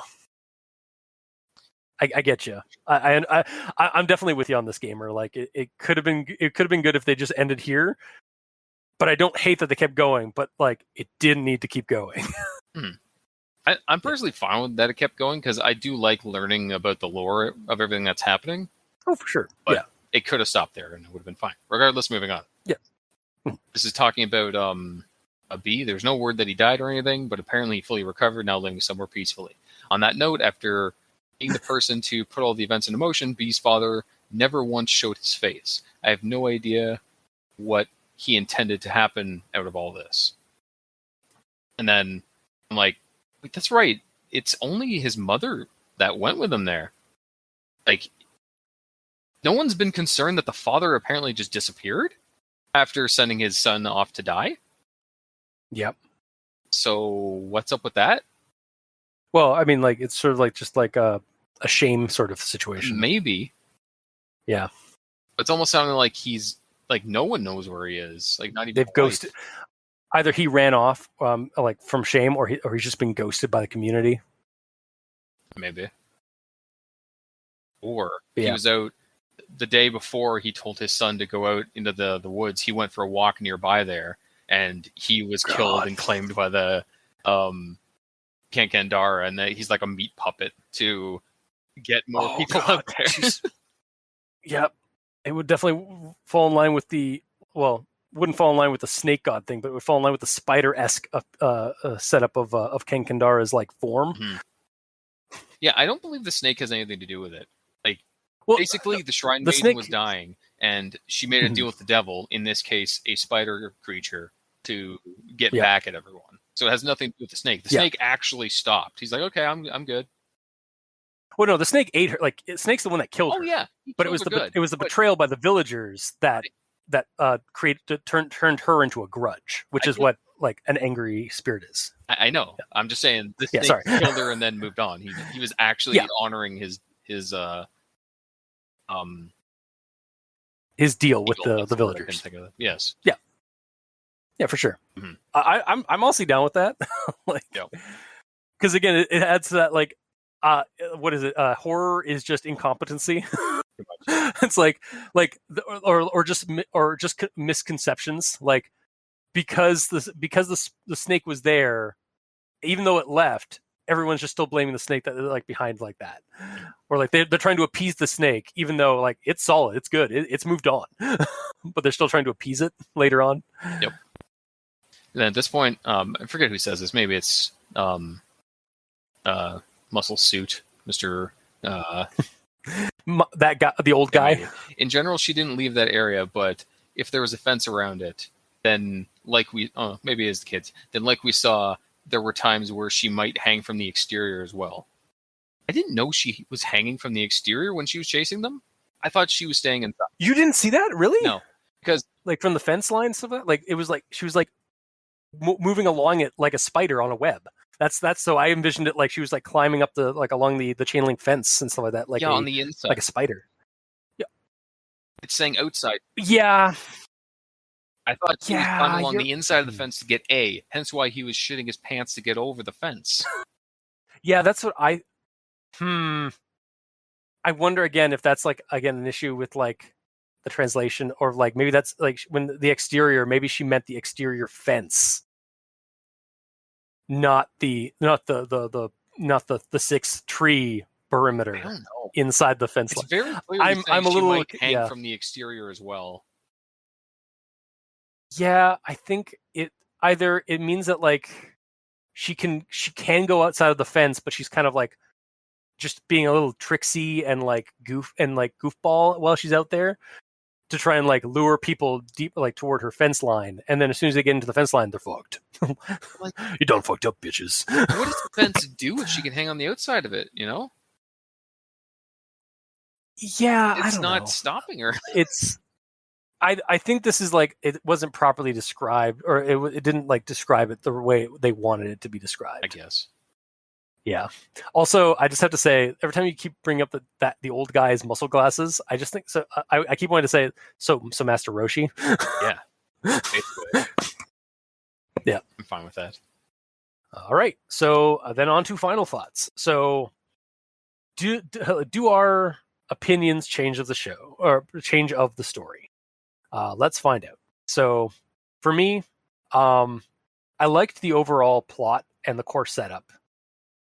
It felt very anime at times. Weird. It's almost as though I'm a weeb, and my anime nerd brain is there. And I am also wondering though, because of that, were some of the scenes in the story reminding me of animes because my mind was kind of finding commonalities between the narratives, like between like the narratives of certain animes and the narratives of this Japanese creepypasta. That said, I think a lot of my hangups from this story are stemming from like the translation errors that we kind of brought up here and there. But there's also a lot in this story that's like the way it's laid out and the way it's being told, like there and how vague it is in certain spots, like from Gamer, like your random rope ramblings, kind of like didn't like. I could agree with a lot of the stuff you were having problems with because and honestly, I think it's just really a lot of it's just being vague in spots that shouldn't be vague, which is weird because the story does tell a lot, but it also like doesn't tell in certain spots.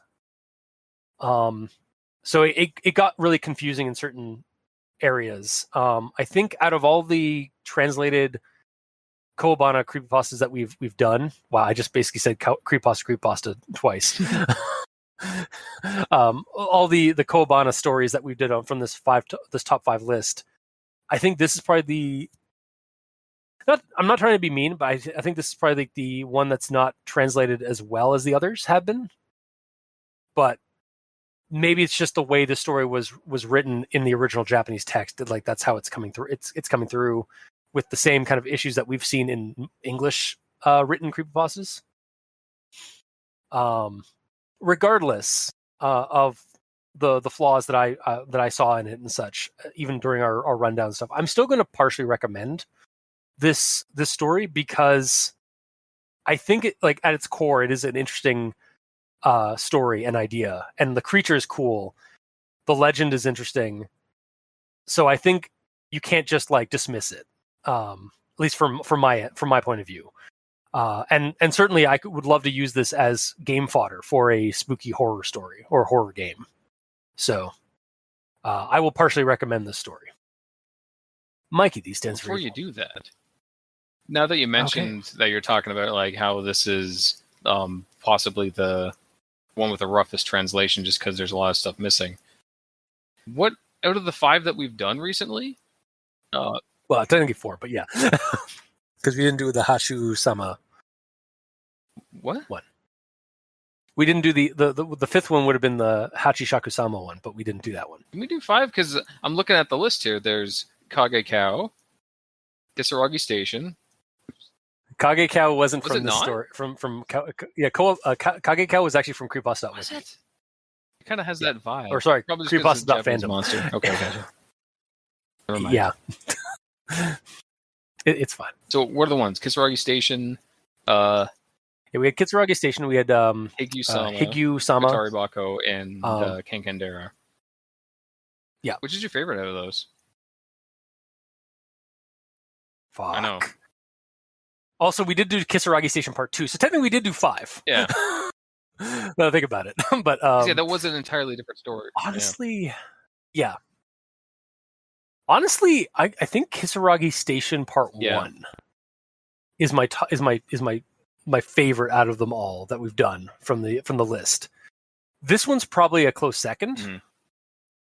Just with terms of like the creature and like the story, like the narrative and stuff like that. Even though like I'm willing to give the stories like all the like the typos and errors and kind of the confusion we had a bit of a pass for this one because I liked the creature and the setup much more than even Kotori Bako. I feel like this is probably between Kotori Bako and this one. I think even because they share like very similar like themes and stuff like that. I think this is the stronger story. That's fair. But yeah, I think Kisaragi Station would definitely be my top, like the one I like the most out of the list of Japanese creepypastas we have currently covered. What about you, Mikey? I'm thinking Kisaragi Station, but then I don't remember what I recommended or not recommended from the previous stories. Hey, if you remember it more fondly than the others, then that says enough. Yeah. And yeah, I'm probably going to say the same. It had a good vibe and everything. Yeah. Either way, your turn now, Mikey. All right. So the big issue that I had, which I went into, is that the story says one thing, and then if you accidentally skip over or miss something, then it messes up the entire thing. And because stuff is worded different ways, it's hard to keep track of what's going on. Mm-hmm. And I'm gonna say that's more than likely a translation issue. Yeah. So, and as I pointed out, the big reveal that neither of them saw the lower half, like, I like that if I had realized that they hadn't actually finished saying their story. Yeah, for sure. Like if this had been sorry. Yeah, so if I hadn't sort of missed the fact that the uncle interrupts and then says, "Oh, this is what you saw," instead of them actually saying the entity that they saw, then that revelation might have hit a bit harder. But to me, it sort of just fell flat. Yeah, I feel like if this had been translated to a not translated as in like the language, but like medium wise, had been transferred over to like a movie or an anime, then I feel like some of the things that we're kind of complaining about with the story mode of it would not hit as much. Like we'd actually get it more. It would be much more clear in a video in a film format rather than the story format. Yeah, or a written story format. Yeah, and as Gamer in Yellow pointed out, all of the inconsistencies and having to sort of re-visualize what you're seeing. For me, it actually got to the point where I had to turn off part of my brain to continue reading. Yeah. Yeah. Wow. So that is why I'm not going to recommend this. If it got an editing and the issues that we brought up were fixed, then I might recommend it then, but as it stands, I do not recommend it. That's fair.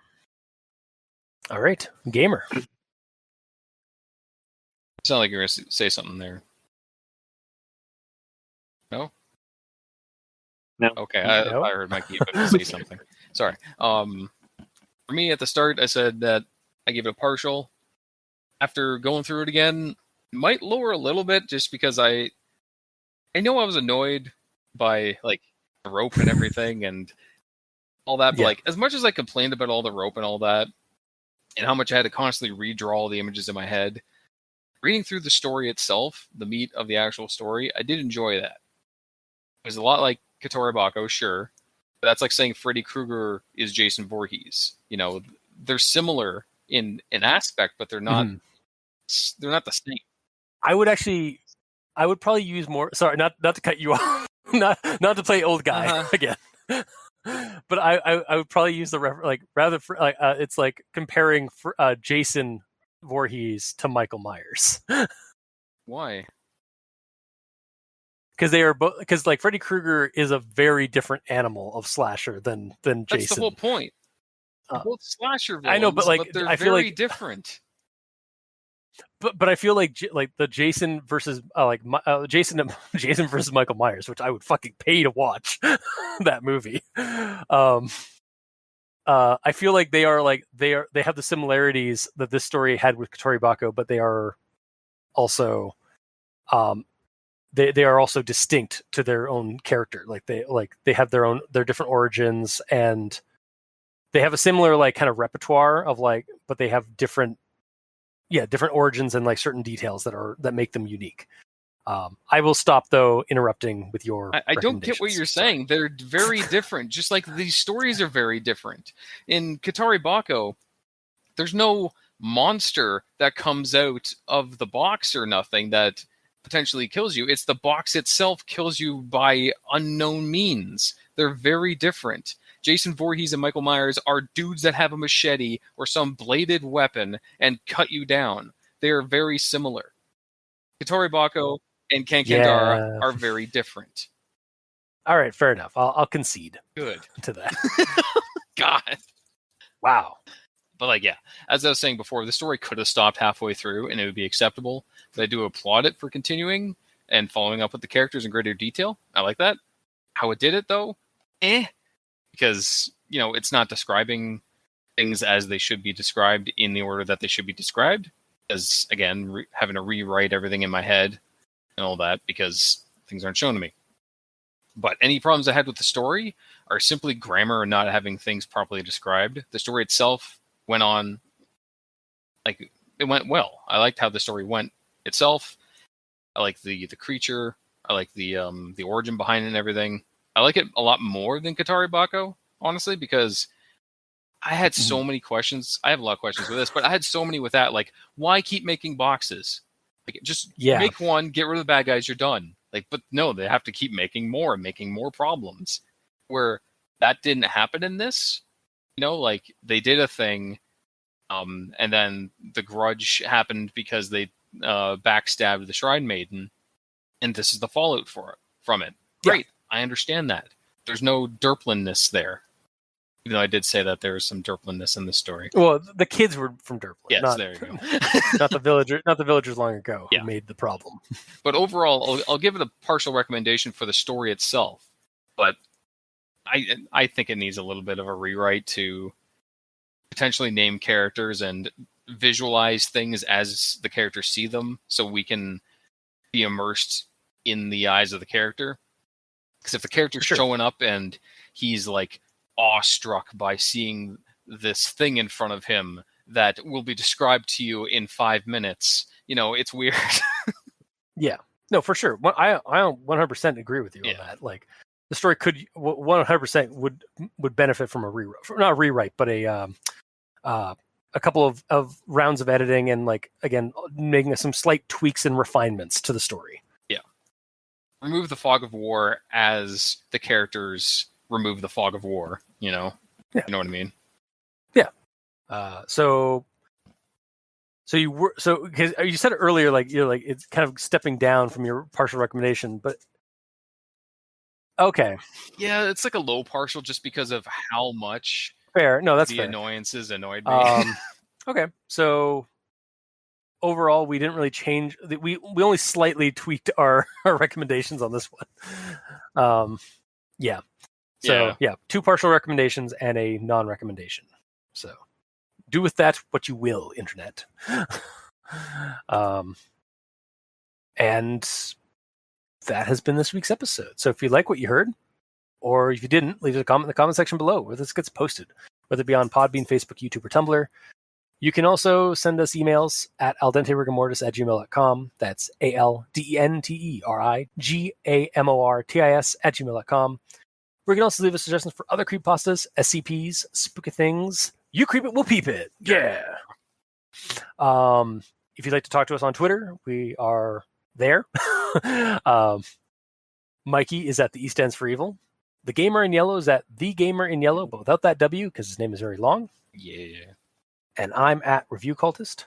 If you'd like to help support our show financially, you can go to Patreon. Look up Al Dente Rigor Mortis and select the backer tier you'd like to support us at. We have $2 and $5 tier with special episodes, early access, extra content.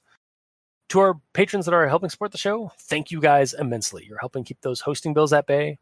And as always, we very much appreciate that. And to our listeners and the authors and translators of these stories, thank you immensely. Because without your listenership, it'd be like screaming into the void. And without your stories that you write, and without the work that people do to translate these stories from other languages so that people in a different language can understand them, we really wouldn't have much of a show because we'd have nothing to talk about. Literally. So thank you.